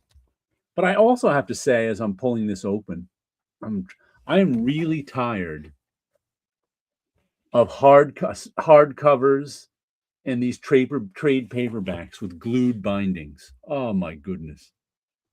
Trying to read Dreadstar.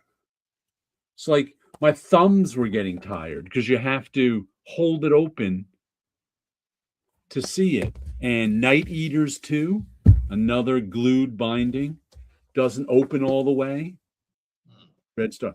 So it's like my thumbs, I keep having to hold it in different ways to keep the book open. It just annoys me. It's just maybe because I read 4 hardcovers last weekend that I'm just like, oh my God, I'm tired of these. Give me a comic that opens. Because these hardcovers with their glued bindings do not open flat. And it's really annoying. And I was just noticing as I was doing this one sure isn't opening flat. So I'm going to be tugging at this one to keep it open. Though trade paperbacks, you're actually supposed to be able to crease along this crease here. Right. But I don't think it works for ones this thick. There's some way you're supposed to crease them, though nobody does, because no one wants to crease their comic. I know I never do. Sunburn. Why do eBayers give you a packing slip with no price on it? I always wondered that. You could print the packing slip as a receipt with a price on it.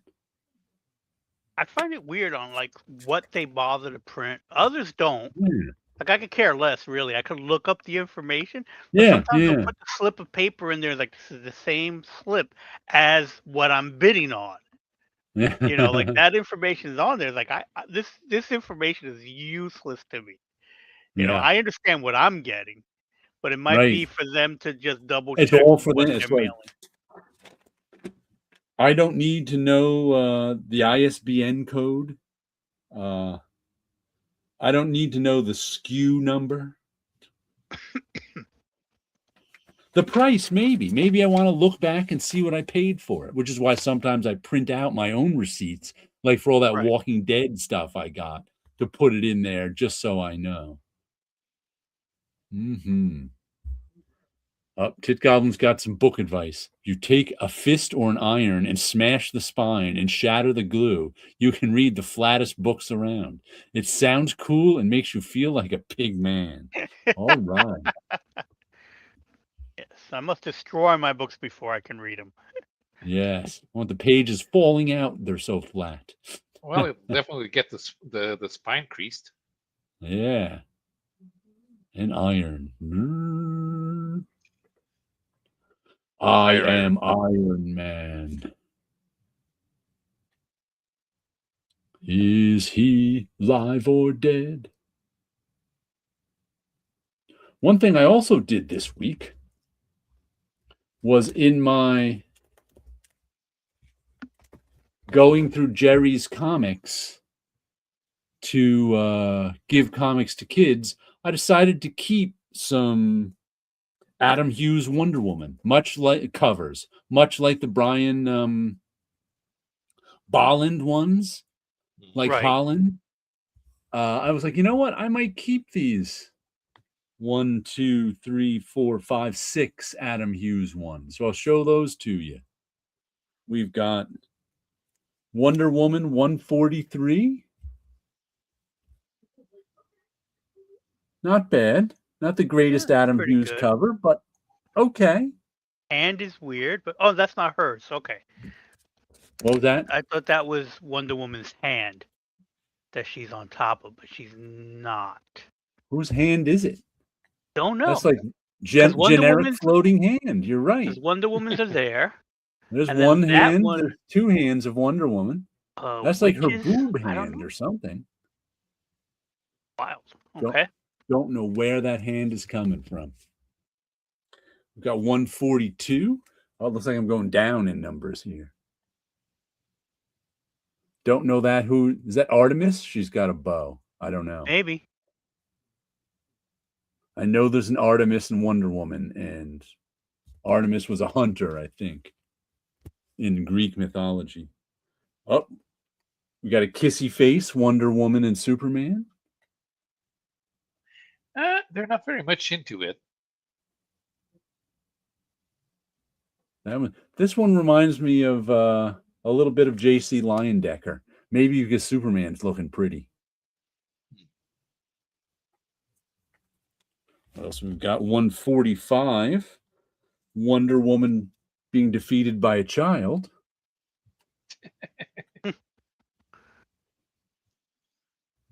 That's the one that was flowing on the floating hand. Ah, okay. Yeah. So No I guess floating hand this time. So I guess flying around on floating hands gives you superpowers. Maybe. Yeah. 144. Wonder Woman. No, I think this is that kid again versus. Yeah, it's somebody. That kid again. That's Wonder Woman. She's in her that Wonder gold Woman? armor. That's her. Oh, that's right. armor. I think I saw some other covers where she was like, "I got my costume back" or something. Yeah. So whoever that kid is, Wonder Woman's about to brain her with that. What is that called? That the Roman legions used to carry at the head of their columns. That was the symbol, the golden eagle. That was the symbol of their whatever military group they were, that they weren't allowed to lose. Can't remember the name of it, but that's one of them. I don't recall the name. And there's Wonder Woman with Yorick's skull. Is it Yorick's skull? Because it has Is it at the same? Is it Jesus? Is that a crown of thorns? It looks like a crown of something, but because of the bracelets, who would be on a rock? Oh yeah, there's there too. Shackles down there.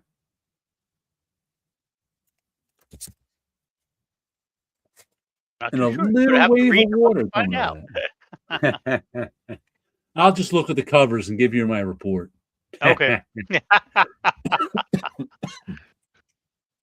Yeah, but some Adam Hughes covers I found among those, and I was like, I'll keep these ones. I've given away all the other Wonder Woman stuff with non-Adam Hughes and Brian Bolland covers, so you know. And of course, later you found out all the interiors were done by Adam Hughes, but a different cover artist. And I found a Starman annual. Oh, nice. I used to have all of the Starman omnibuses. That was the first time. Like Tim Howlermouse is a big Starman fan. So like 10 years ago, I got the Starman omnibuses when they were first coming out. Now they're expensive. I ended up selling mine because they were expensive. I sold them for more than I paid for them. But I've always kind of gone like, I should buy the Starman comics one day because they're cheap, you know. I just never go looking for back issues. So. But this was in with Jerry's, so I was like, I'll keep that one. I think there's a few more issues in there somewhere. I'll have to see.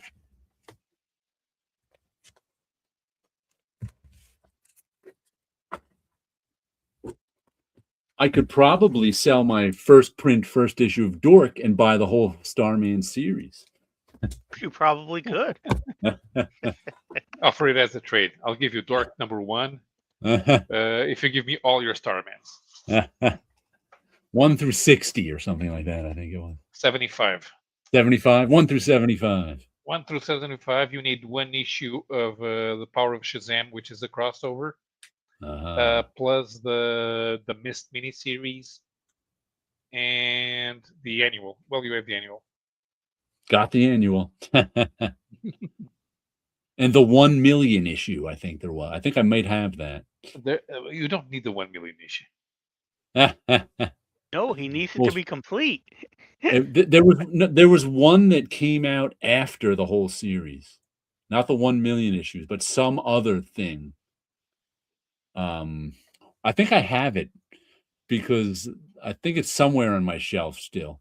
It came out like after all the omnibuses were out, and it was like some tie-in with some other series that were like, oh, here's Starman issue 76 or something like that. And I remember getting that one because my friend Rob was a Starman fan. I was like, oh, you got to get this one now. I was like, okay. And it was just like an epilogue thing. Yeah. There's a post New 52 miniseries of The Shade, which I bought. It's not bad, but it doesn't sound like The Shade. Yeah. Because James Robinson and Tony Harris totally revamped The Shade. Because he was a Flash villain, right? I think so. Yeah, Golden Age. Yeah. Friar Tuck says there was a Shade miniseries that tied in with the Starman as well. Yes, there was, yeah. I remember reading that in the omnibus. Where's my Shade stuff? Do I have the Shade here? No. Oh, I think they put up the omnibuses in like soft cover format too, but even they're out of print now. No, I think I have the Shades under the Shade is under the bed. It's not here with the Starman. They put out 4 omnibus volumes, but they were that smaller omnibus size that DC did. They weren't the oversized ones. So they put it out in 4 volumes. Then I think they put it out in 2 volumes in soft cover. JSA may have crossed over with Starman as well, says Friar Tuck. It did not, but Jack Knight was an early member of the JSA while the ongoing title was still going on. Then, when it ended, Jack retired and gave the Cosmic Rod to the Star Spangled Kid, Stargirl. Do I have that Shade here or not? No, I do not. No, I think Starman is one of those 90s comics you could easily relaunch right now and it would fit right in. Yeah. Because he was like a 90s hipster working at like this collectibles, running a collectibles store. And I think that's like wearing a leather jacket and old vintage stuff. I'm like, I think that would fit right in today. There's still plenty of mid-20s hipsters liking collectibles. I'm not sure if I have the. You ever read Starman, Wilson? I think I did. I've been thinking about it because I recall him, especially in that hipster's outfit you're talking about. Yeah. I'm pretty sure I had gotten those issues when they came out as part of our bundles. Right. Oh, definitely got them as part of the bundles, but I never read them back then at all. I enjoyed the stories. I can't remember anything about them, but it's like I remember reading those and getting them and liking them. Yeah. And liking the Starman stuff. Because a lot of it was about his relationship with his father and his dead brother and his girlfriend. So there was a lot of sort of real world relationship stuff amongst the superheroing. Yeah, exactly. I remember getting those books. Yeah. I think they just put out a Shade omnibus from the 90s Shade. The Peter Milligan, I think, wrote it. Yeah. I never read that, so. No, I have to say, out of all the revamps of older heroes, the Shade was the least consequential one in terms of readership. I have to say, it was only a few years ago that I read Ditko's Shade for the first time. And it quickly became one of my favorite Ditko things. It is really a lot of fun. I enjoyed that one a lot. It was doing some interesting world building. I don't know if I've ever read the Ditko ones. Yeah, like I said, I never did until like 3 years ago.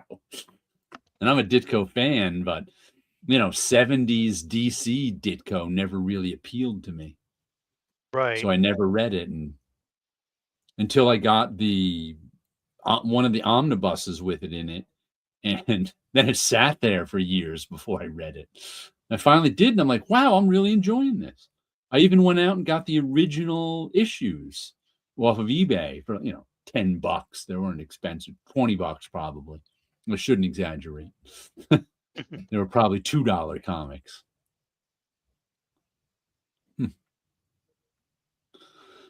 Have you read the original Ditko Shade stuff, Paolo? No. I've never read any of Ditko's 70s DC output. Shade is definitely worth it if you get a chance. Yeah, it's good stuff. I like. What about? I hadn't read it until a few years ago, and I really liked it. What about Stalker? I have a complete run of 90s Starman. Was a big fan. Bought them new monthly. Yeah, I've known a few fans of Starman, but for some reason, I just never. In the 90s, I just couldn't bring myself to read it. But I remember a few people around the bullpen liking it. Jacob Chabot comes to mind. Yeah. I think Bunch probably read it too.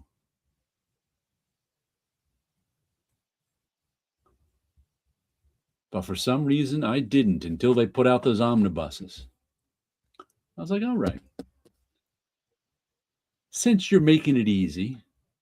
And I think that in the beginning, they were like $40 books that you get for like $25 when they first came out. So that always makes reading things easy.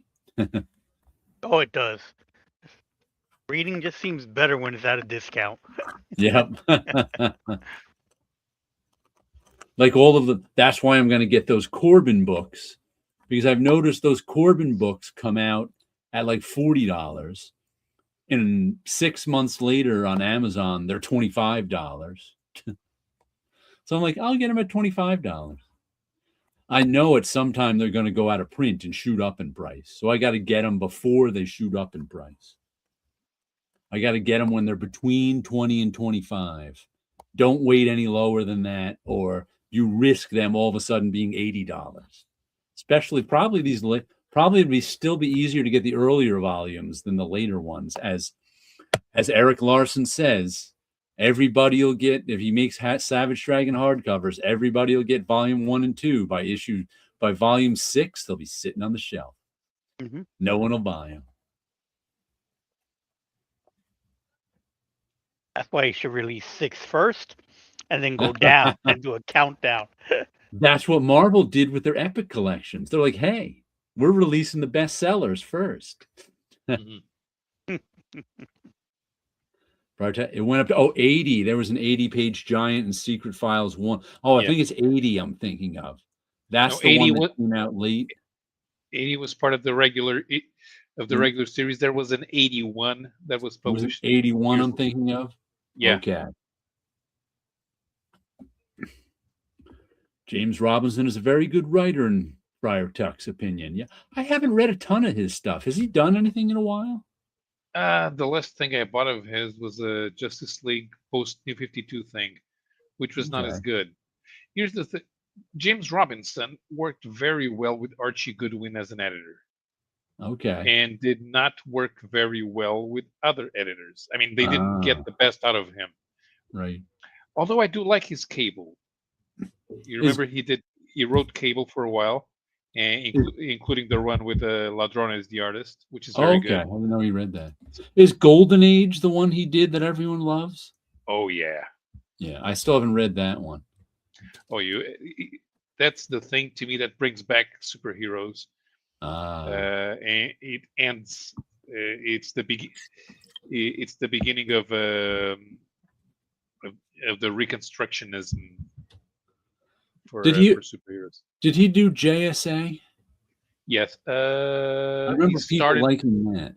He started it, but he was not the one who did the rest of the main series. David Goyer was involved as well. Okay. I remember people liking JSA too. Yeah, where they put the Golden Age. Why am I missing? Why is everything disappearing from here? Who drew the Golden Age? Paul Smith. Paul Smith. Oh, okay. I like Paul Smith. I'll have to get that. This stuff is good. It should be here. Why is it not here? What was that Paul Smith series about the little girl who's magical? Leave it to chance. Leave it to chance. There you go. It's over on my shelf. I just couldn't remember the name. I've had some leave it to chances on top of my printer some weeks. I remember. Better do with JSAs. Why is it not here? Ah, there it is. Friar Tuck asked, did James Robinson write Wildcats for Image for a spell? He did, yeah. Volume 3, maybe it was? I'm trying to remember. No, it's in volume 1. It was before Alan Moore. It was before Alan Moore. Okay. Yeah. Here's the Golden Age. Let's see that. We'll blow that one up. Ah, okay. Mm-hmm.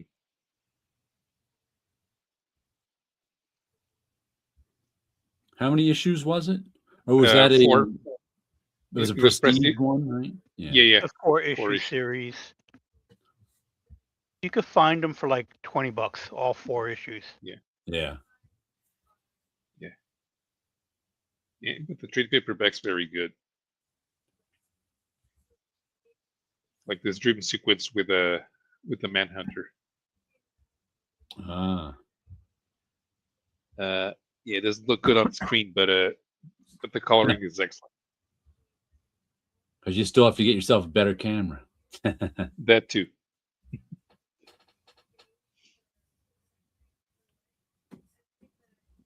But the coloring is kind of dark on the trade paperback, so it doesn't translate well. What year was it? Originally 1993. Oh yeah,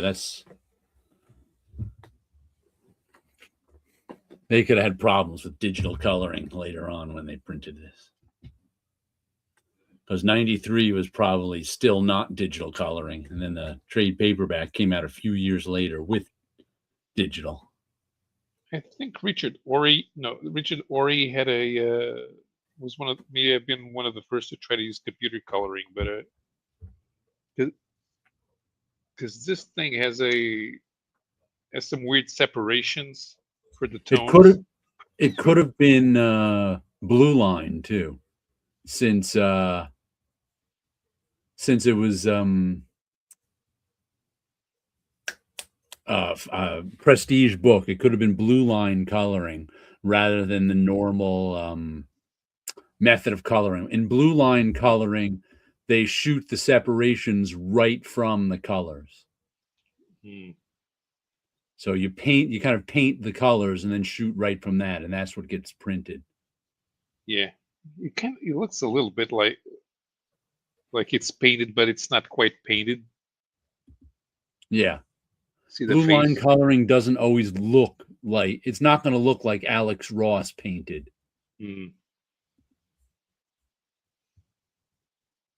But it will look more painted than a regular comic. Yes. Another book I read that was really good, this is one I think I got for Christmas, was the Liminal Zone 2 by Junto Ito. That's his name, right? Where's his name? Junji Ito. Junji Ito, that's it, right? Yeah, Junji Ito. I know I always get it wrong. Like the cover too. But he's and I don't have Liminal Zone 1 yet, but it doesn't matter. These are all collected horror stories. And of course it reads the Japanese way from the right to the left, which I can get into really easy. It doesn't take me but a moment to start reading from right to left. I have to say, I don't know if other people have trouble with it or not, but I don't have any trouble at all. And he was writing in the afterwards that he's having trouble, as he's gotten older, he has trouble coming up with ideas for his horror stories. But he got some good ideas for this one. They're just weird. You get, 4 stories in here? The first story takes place in an old hotel where the whole town is abandoned except this guy living in this hotel. And they're constantly cleaning up dust. He's got 2 maids who still work with him and his son living there. And they're constantly cleaning up dust in the hotel. and the one floor is closed that there's constantly dust falling down from. So it's this dust monster story and it's real good stuff. He is good at making creepy stuff. He is good at making like ordinary people in a creepy situation where the ordinary people are just like they're not like they're in a movie where they're like, oh, something's creepy, let's run away. They like stay there because that's their life. And like in the second one is about these high schoolers who one of them used to live in this old town, so they decide to have an adventure and go back to his old town that he hasn't been there for 10 years. And he wants to see his old town, show the people the old town, but the town is nearly completely abandoned. There's these weird people living there. And it turns out that some of the people are clockwork people. This one guy is living there, and as you can see in all this clockwork stuff on her there, this one guy has invented a perpetual motion machine, and the whole town mocked him. And now he's got them all running by clockwork perpetual motion machines as these high school kids stumble onto the town. And it gets crazy. And then the last one, what's this one? This one, what's the name of it? The Strange Hikizori Siblings. And it's just about this weird family. It's sort of like an Addams Family-ish story, except there's monsters and death in it, and it's hard to describe. And then the final story is about this town where the shells of Manjumanja, where there's these turtles that show up, and these crows that show up pick a turtle off of the lake, drop it on the road so they can eat the turtle, and then the turtle shell, the face of someone who's going to die soon appears on the shell. So you don't want your face to appear on that turtle shell. So a nice collection of Junji Ito's horror stories in the Liminal Zone 2. They're not quite liminal zones either. I don't know why it's named that. Have you guys heard? I only discovered this a few years ago, the idea of liminal zones. Have you guys heard of that? I have not. No. A liminal zone is a space that exists for you to pass through. So you're not actually supposed to stay there. At hallways, loading it, like in the subway, when you're walking in the subway from like one station to another station, and you're just kind of walking in this weird nothing space that like maybe you see a couple people walking through, maybe you don't. Those are liminal zones.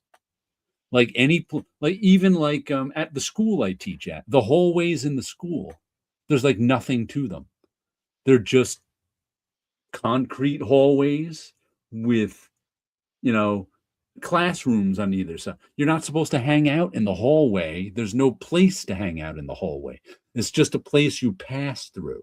So liminal zones are just places you pass through, and they've got an eerie feeling because they're not really meant for human habitation. They're just meant for you to walk through, and then you're supposed to spend a minute walking through. But if you end up staying there for half an hour, you're just kind of like uncomfortable because it's not a human space for hanging out in. So that's what a liminal zone is. And there are now, people who write books about liminal zones and find liminal zones in cities and go on tours of liminal zones and write horror stories about liminal zones. Though I don't think there was really many. But I guess in some, like the old hotel wasn't made for living in anymore. And I guess that town with clockwork people wasn't made for living in anymore. So, but I find it an interesting concept, liminal zone. And there are people who take photographs of liminal zones and try to make them spooky, because liminal zones can kind of make people uncomfortable. So you get this spooky photograph of some place where nobody's in, and you're like, what? What goes on in that space? You don't know, because nothing goes on there.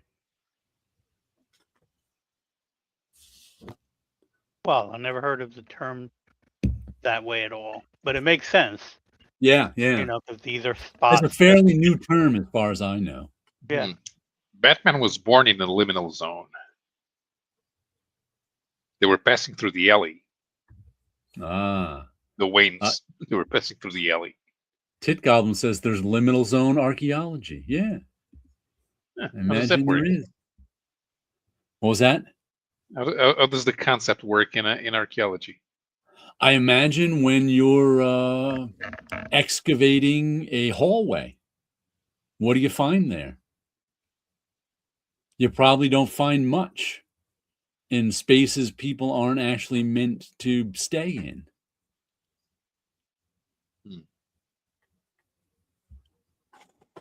But they may give you some insight into something. I don't know. Not as much insight as someone's bedroom.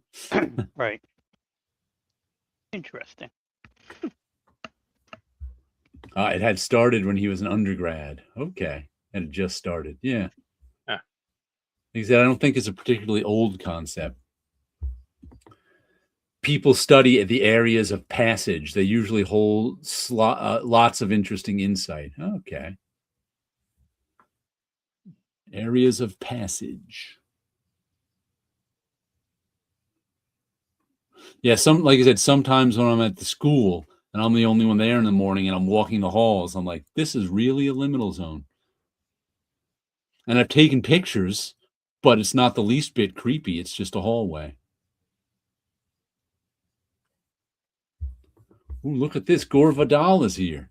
Evening, my shop raffled an absolute Batman.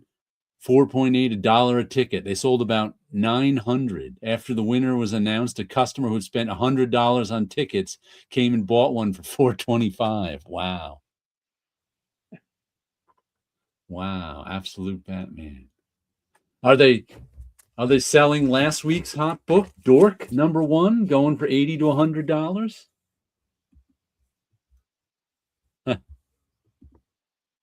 Same customer said he was following Comic Tom, who said it would go up to 1,000. Well, I hope it goes up to 1,000 and he makes some money. I have no idea how to convince these people to stop listening to expert speculators and start getting interested in comics from a literary point of view. There's no way to. There's no way to. I would say the vast majority, like we've discussed before, most new comic book fans stay around for 3 or 4 years and then are gone. Mm-hmm. And buying alternate covers and stuff like that is what gets them into it. Actually reading them, small part. They do read them, I think. Like I know some. Like I said, I know them mostly from TikTok these days, watching, because that's the only place you can go see young people buying comics. And hardly any of them are interested in them like we are as an art form. They're interested in them as entertainment, and they're interested in collecting them, and they're interested in them as speculation.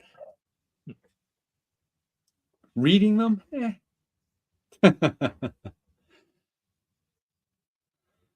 Read your comics. I don't know if there's any way to do it. What was that? Yeah, I don't know.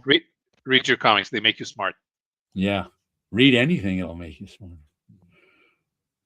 People often ask me how I know stuff, and I'm like, I read. Yeah. Read? Explain read. You read. That's like the #1 way of learning stuff. You read it. Who would think it? There is no prompt. Right. I don't even know. Most of the stuff I know, I don't even know where I learned it from. I just know I read it. ChatGPT, please tell me things without me having to read them. There we go. Candidate. Yes, Dork is another book Tom is pushing. My shop has 4 of them. They haven't been priced.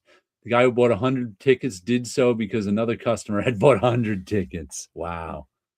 Yeah, my shop had a few extra and sold them for $80 a piece, the Dork. He also wants Dork. So, and there was, like I said, there was one guy in my shop who wanted the 1 in 50. So he bought 50 copies of Dork #1 and hasn't sold any of them yet.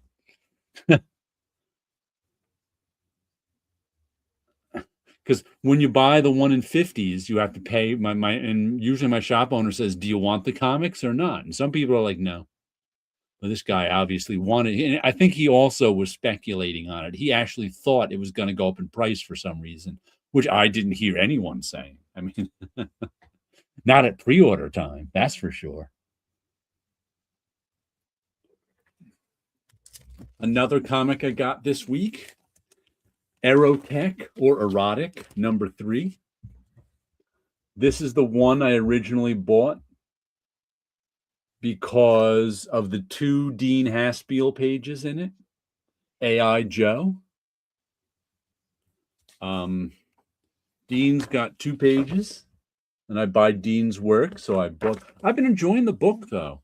It's kind of, the artwork is kind of a little crudish, and it's like a workplace drama comedy about this, and it's got some nudity and sex in it, about this company that's trying to make the perfect sex robot.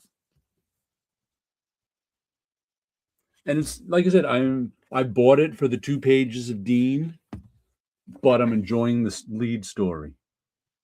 And I'm trying to figure out if this is it. I know this, I ended up, this was a Kickstarter, Tales from Erotic or Erotech, over 100 pages. And Dean, I know Dean did a story in here. I don't know if this is this, like, if this is the stuff from the Kickstarter, like this is the Dean stuff from the Kickstarter, and this is maybe the Erotech stuff from the Kickstarter. I don't know. I was just trying to figure that out. But I remember Dean was promoting this Kickstarter, but he only had like 4 pages or however many, maybe 8 pages in it. So I ended up not getting it because the book itself was like $40. But at $6 an issue, I'm getting there. But I wonder if it's the same. It's weird with things being kickstarted and then being distributed by that small distributor. I don't always know what's what anymore. But I don't buy many Kickstarter.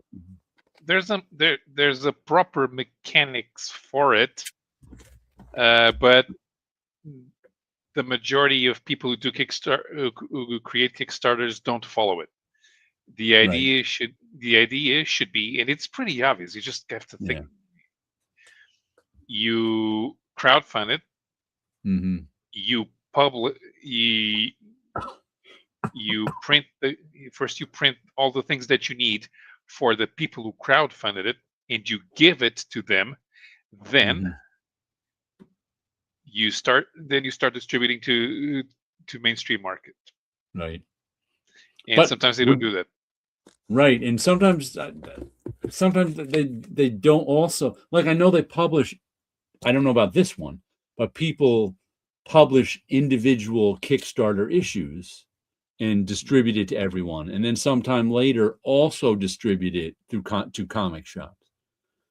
But I don't think anyone has like made a trade paperback and then distributed it later as a comic book, or distributed it, made a trade paperback through Kickstarter and then made a completely separate comic book through I don't know.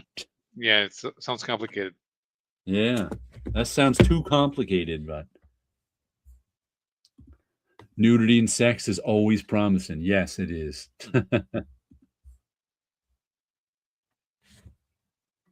Unless it's Garth Ennis ruining superheroes.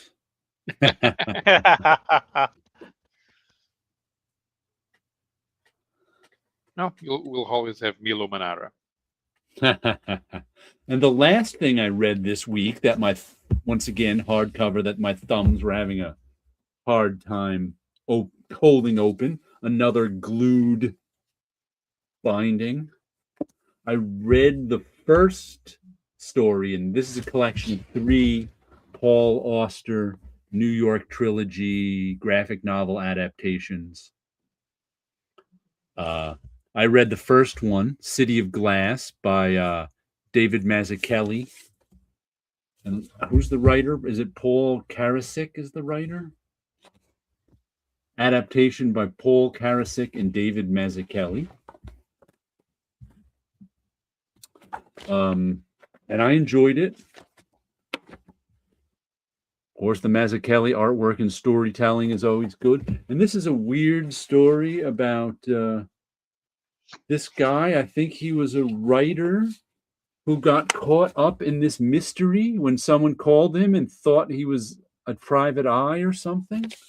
And then Paul Auster, the author, is also in here. And he slowly gets so involved. He takes place in New York City, too, because it's New York stories, New York trilogy. And he's like slowly getting so involved with this, like, it actually reminded me of,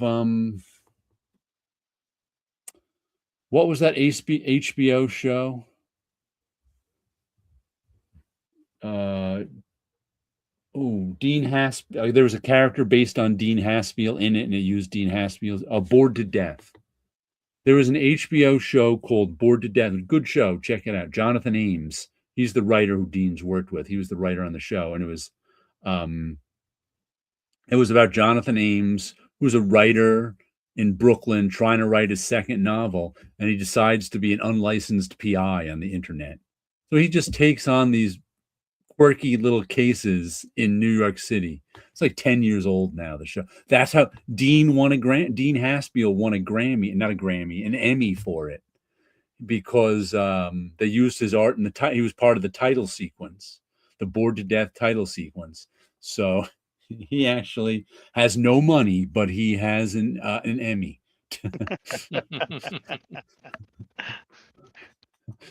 One of the few cartoonists you'll find with an Emmy. You'll find plenty with no money. But it kind of reminded me of that, because he's a writer taking on like this weird PI, but he just kind of is losing himself in the story. But it was a good story. There's 2 more in it I'll read too. Let's see. Gore says, I got a deal at my shop on 25 adventure comics starring Legion of Superheroes today. $20. Owner knows I'm one of the few who read Legion. He's also aware speculators are beginning to show interest. He won't be giving them the same deal, though. We know all the local speculators and collectors. No one but me until recently have been talking about Legion books. Was it being made into a TV show or movie? Is that why the speculators are there? Or is it getting an ultimate lead or an absolute Legion? Oh, by the way, the Beauty TV show is out. Mm-hmm. I didn't even know. I knew I've been buying and showing off the Beauty Volume 2 that's been out the last 4 or 5 months, whatever it's up to. And it said in there it's soon to be a TV show, but I didn't realize there's actually 6 episodes of it out. I haven't checked it out yet. I think it's on FX. And I'm kind of slow to check it out because Revival also came out. I don't know if you guys remember that comic. Tim Seeley and somebody Norton. I can't remember who the artist was. The rural noir. Must be a decade old now. There was about 40 or 50 issues of Revival. It was about a town somewhere, a county somewhere in the middle of the country, where all of a sudden one day all the dead came back to life. And they weren't zombies or anything. They were not normal either. And, the government cut off the whole town because they quarantined the whole town. And it was about trying to figure out what was going on. And I watched the first episode of the Revival TV show like last summer. And it just made me want to read the comic book. It was pretty faithful to the comic book and made me just want to read the comic book. So I never checked out episode 2. The same with the Invincible cartoon. I watched the first episode and it made me just want to read the comic book. So I read and went back and read a bunch of volumes of the comic and never went back to the TV show.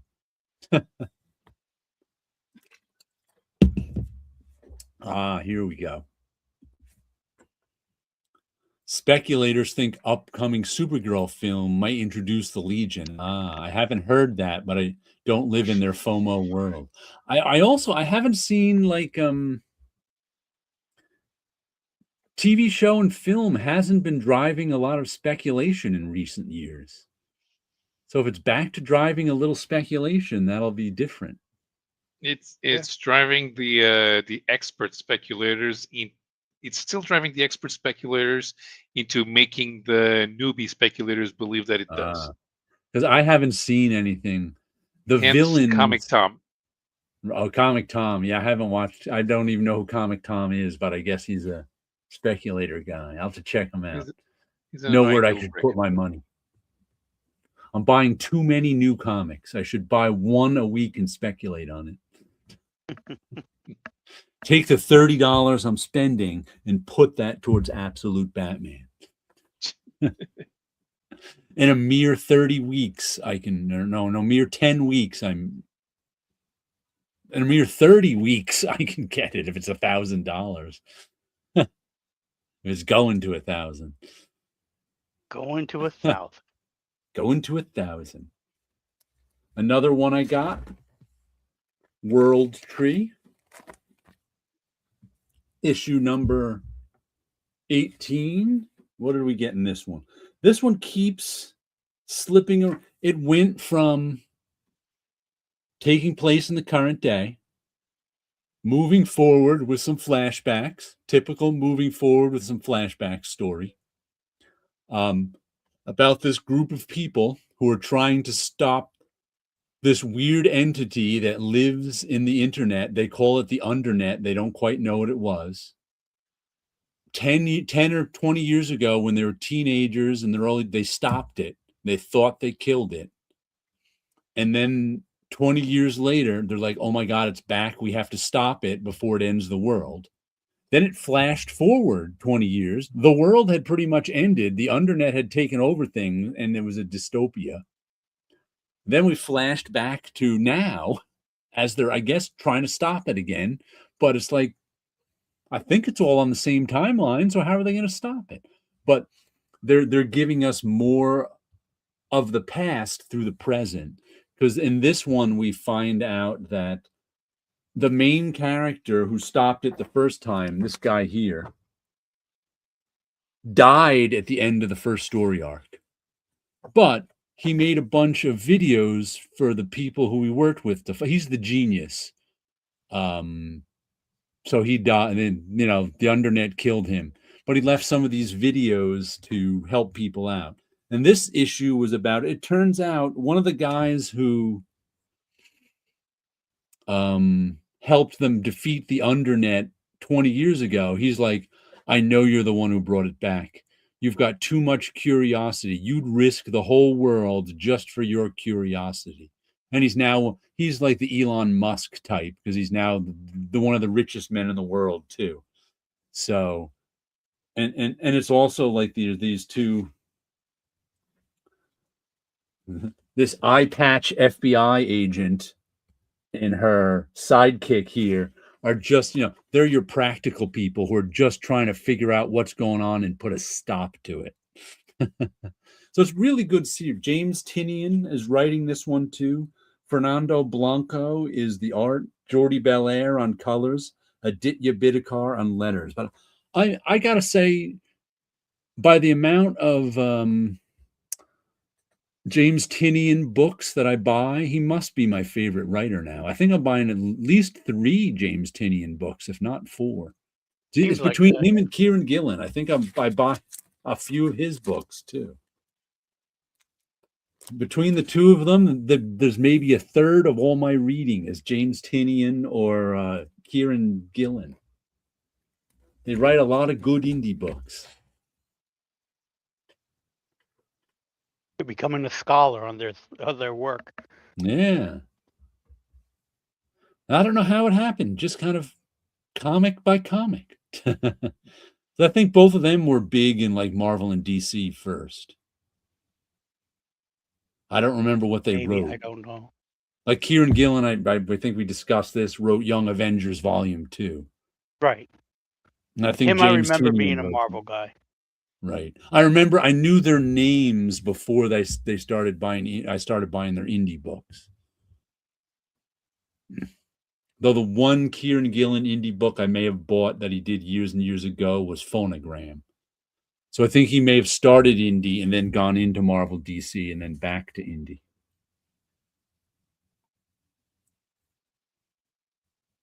I just saw a video too by what's his name? The publisher, creator of Devil's Due. Blaylock. I don't know his name. I think it's like Josh Blaylock or something. Josh Josh Blaylock. Josh Blaylock. It's like I think he said it's the 20th. I saw a TikTok by him. It's the 20th anniversary since he started Devil's Due. And I think 25 years since he started self-publishing, because he had a little company before then too. I was like, oh, interesting, because I don't think I've seen anything by Devil's Due in a little while. I haven't either. I wasn't even sure they were still around. Yeah, But I good guess for they them that are. it's still going. Yeah. Because I think it's just him. I don't know if there's a company per se. I know there used to be more people working there, but I don't know if there still is, because I haven't seen a comic in a while. Yeah.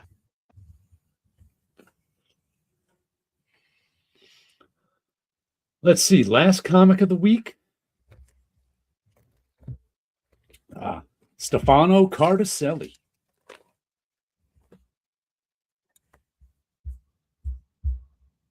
Another guy who this must be the 5th series of his I've bought. Where Does the Rainbow End? I really enjoy his artwork. Who's our writer on this one? Writer Francesca Perillo. Artist Stefano Cardacelli. Colorist Lorenzo Scaramella. Letterer Betty Bedouin. Sounds like an Italian production. I don't know if they're Italian American or... I have no idea where Stefano Cardacelli is from. But I really enjoy his artwork.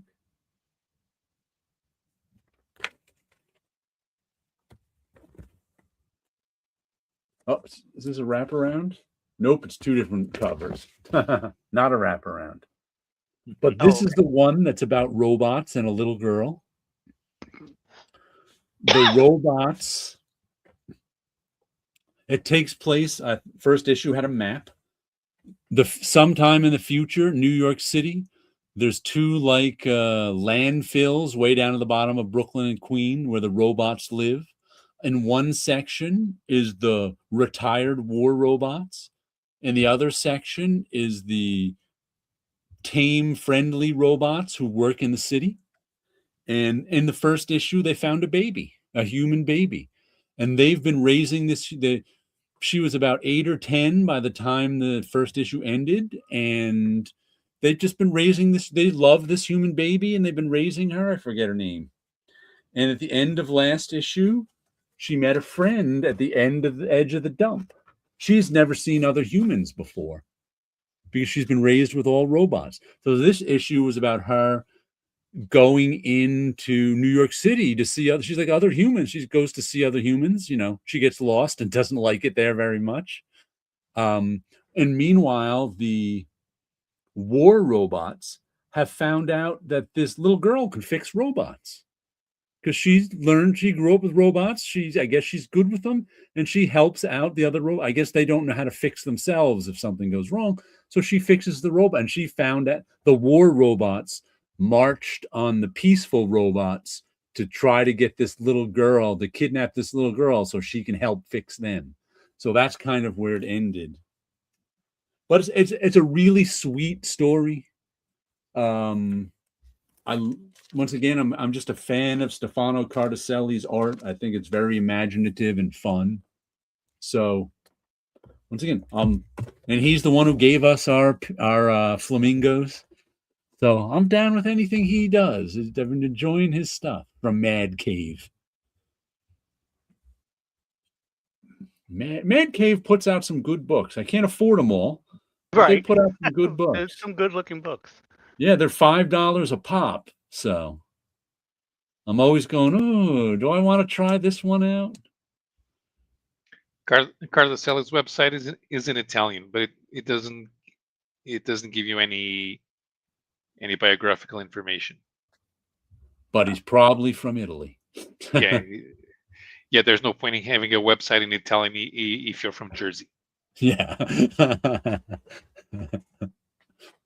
A solid point. But yeah, I'm really enjoying his artwork. Good stuff. Very, very sort of fun, unique style. A little graffiti-ish, little pen-ish, little graphomania-ish. Putting little lines everywhere. I like those buildings that he has on there, and it all comes together so well. Yeah, it does. About it. He's not trying to make realistic buildings. He's just trying to make you believe they're buildings. Yeah. He's not. Let me show you some of his robots. He's not trying to make realistic robots, but you believe him. Where are they? Oh, and a lot of the humans hate robots. His robots are almost like artwork from some lost culture. There's one of his robots right there. One of the war robots. Here's a few of his robots. You know, they're just basic shapes with squiggles. That one with 4 eyes is a robot of some kind, or 8 eyes, I should say. There's a robot with his head ripped off. I did very imaginative. Where's oh, there's another nice robot down there.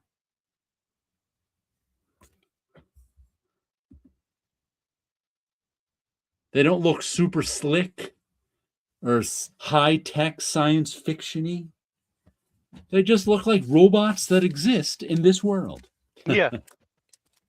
I like because that. I think some of them look like parodies of Kirby Tech.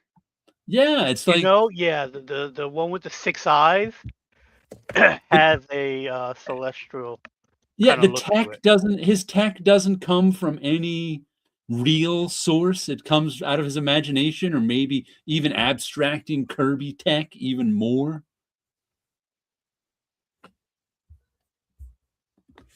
But it's Where Does the Rainbow End? And this is issue 2. It's probably going 5. I think his stuff usually goes 5.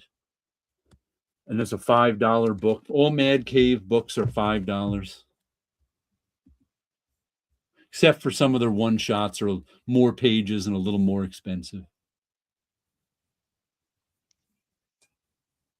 Sort of like the same thing with Simon Gain book I showed last week, Paris, how he did such a nice job drawing Paris.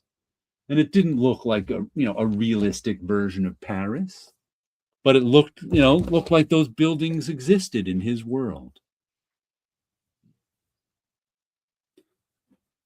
They almost looked like his Paris too. Almost looked like. Have you ever seen, Wilson, that rubber band method of drawing perspective?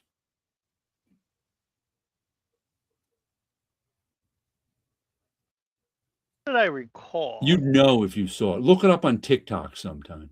Okay. What people do is, say they're doing 2-point perspective, and they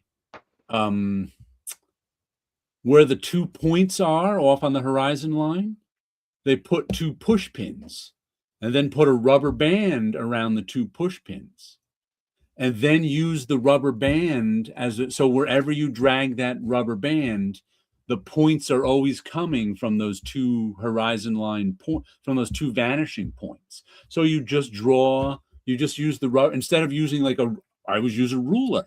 You aim the ruler at the vanishing points. Instead of aiming the ruler, you're using a rubber band. That's why they're usually using sort of a natural shaky line, like in Sunburn or Rare the Rainbow. So there's no straight edges used. So the line's always a little jittery. But people do whole complicated perspective drawings just like that quickly. Because all the lines are going to, the straight up and down lines are just straight up and down. And then everything else, you follow the rubber band. You can put in your doorways, your windows. You just estimate the size, and it's really amazing. I had never tried it. I want to try it sometime, just because it looks cool. There are people who do, they'll sketch a scene that way. They'll go out on the street and sketch a whole scene with that rubber band method. It's pretty wild. Yeah, I gotta look give that one up. Yeah. And it's funny because I even have some rubber bands over here I could use. Let me see. Hanging off of you use these type rubber band. It was probably like last year sometime. I'm like, and it wasn't even because I wanted to try the drawing. I was just like, you know what? I don't have any rubber bands lying around the house. If I need a rubber band like this, I don't have it. And there's a few times, occasionally, you need a rubber band like this. So I went and bought a pack of them and just hang them from my lamp.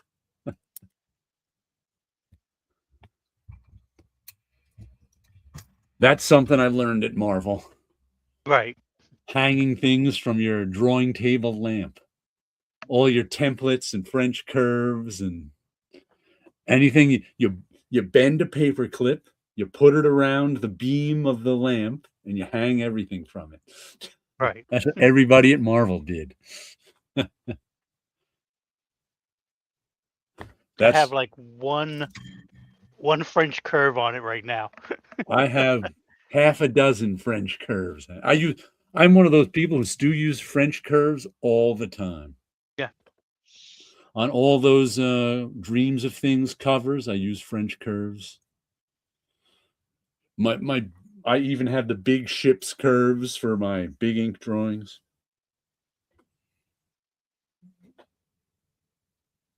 Yeah, Stuff like that. I still have all of my my French curves from Marvel and my ellipses tools. Yeah, I have my. You cannot buy good French curves anymore. No, they don't. I discovered that like 20 years ago. When you go to buy a French curve now, I don't know if the machines are, they don't put that much. Let me see if I can find. Oh, these ones especially. The machines must be bad. They probably don't sell a lot as much as they used to. But when you go and I discovered this like must have been 20 years ago. My French curves are wearing out. You drop them, they get chipped, they get this. I'm like, I need some new French curves. I went to AC Moore to get some French curve. I got one of those, sets of French curves. You get like 3, 4 in a packet. Brought them home. They were all terrible. They're like, whoops, this right here isn't smooth. So you go to make a curve and it's bumpy. Because it's not, I don't know it's not cut right. It's not milled right. This one's not too bad. Usually you can get 1 out of the 4 that's okay. And the other like 3. And I actually brought them back to AC Moore and returned them because I thought I just got a bad batch. But nope, they were all like that. And almost every one I've bought since then has been like that. I've been searching for like vintage French curves on eBay. Just because they don't make them anymore. I mean, talk about they don't make them like they used to. They really don't. Yeah. They're kind of all useless. It's crazy. You can use like usually on these you can use like this part and you can use this part, but like the real curved parts are just useless because they're all lumpy and they're not a smooth curve. It's like, what? But, I guess people don't use them anymore, so they don't make them. Probably had the same machine all these years. Yeah, right. And there's no way to fix it. There's no way to fix it. It's got whatever is it a die that cuts? Yeah, it's a die, right? I want to Tool say and it's a die. The die is the area that you stamp down on. That's probably not smooth. It's made 1 million of them, and it was only supposed to make 500,000 of them, and they're still using it. They're like, yeah, Most make likely another it's that, 1,000. and They there's no just way to stamp make them a new out. one. Yeah. Doesn't matter that they're not good. They're the only ones around, and no one's buying them but me. No one but me. Yeah, I usually keep an eye out for antique tools because they end up still working well. Yeah. Another thing you can't get is technical pens. The Nope. last time I bought technical pens, like 20 years ago, they were all crap.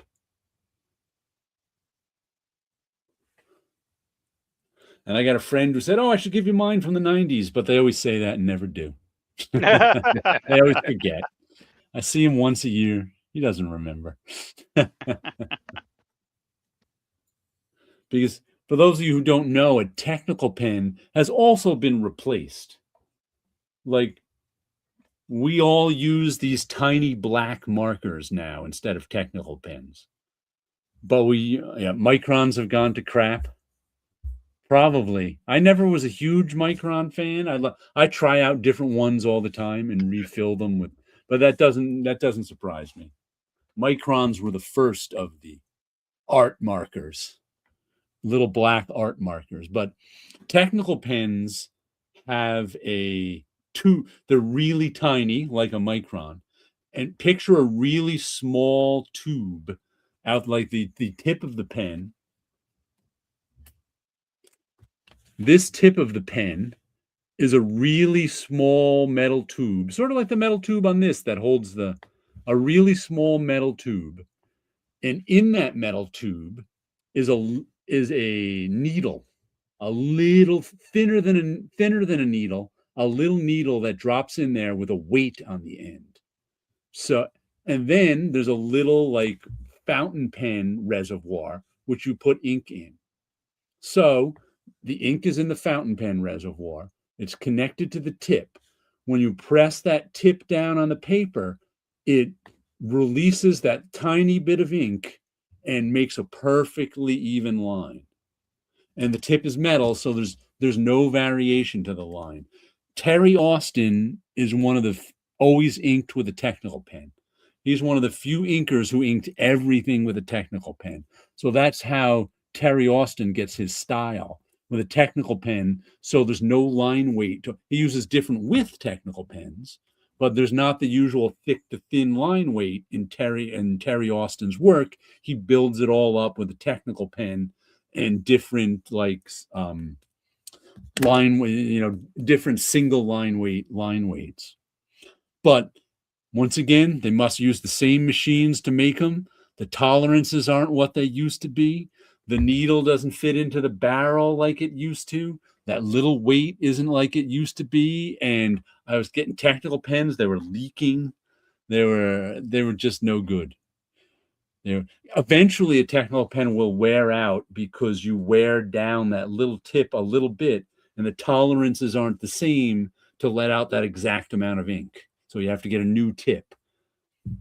Now those new tips are as bad as the worn down ones. Here in Art Supply Talk. And it's funny because I can remember first getting to Marvel in the 90s and hearing so many comic book artists talk about how everything wasn't as good, all the tools weren't as good as they used to be. But of course, I was 22, 23. What did I know? I didn't know that. And I was like, that can't be true. I'm using it. It's okay. This one's okay. But now I know what they mean. Yep. Yep. Poster and computer pens with my own India ink is the only pens I like now. Me too. And by computer pens, I assume you mean sign pens. I used to get this brand that was literally called computer pens. Must be I don't know where they are now. It was a Japanese one. Sign pens are just Where are they? Just a felt tip pen. These are the ones that Gil Kane was inking with that faded away. So you can put your own ink in the little sponge. That's what I do. If Gil Kane had done that, we'd have more Gil Kane inked pages these days, but he didn't know that. He didn't care. I figured that out on my own, I guess, because I'm a tool guy. But there was literally one brand called "Hey kids, I'm a computer pen. Hey kids, stop all that downloading. Hey kids, I'm a computer." Man, I can't tell you how many times I heard that in the bullpen. You remember those, Wilson? The Those I PSAs don't remember. from the PSAs from G.I. Joe that somebody redubbed, and Chris Girusso, Jacob Chabot, Paul Citrone Yes. played them over and over and over. It was one like "Ow, my spleen" because he fell. Yes. Yeah, that I remember. I don't remember the computer one, but I remember the other ones. Hey, you kid with the computer, stop all the downloading. And I think there was one where he said, "I'm a computer." But the one Japanese brand sign pen was called, for some reason, called computer pen. Had nothing to do with computers. They stopped making them. I'm really upset because I liked that one a lot. And I ran out of all mine. You can refill them with India ink, but you wear down the tip eventually because it's just felt tip pen. Pork chop sandwiches. I think that was another one, right? Chris Girusso just used to say, "Hey, you kids with the computer, stop all the downloading," whenever anyone downloaded anything. Well, we should wrap it up for the night. The internet was scarce. Yep.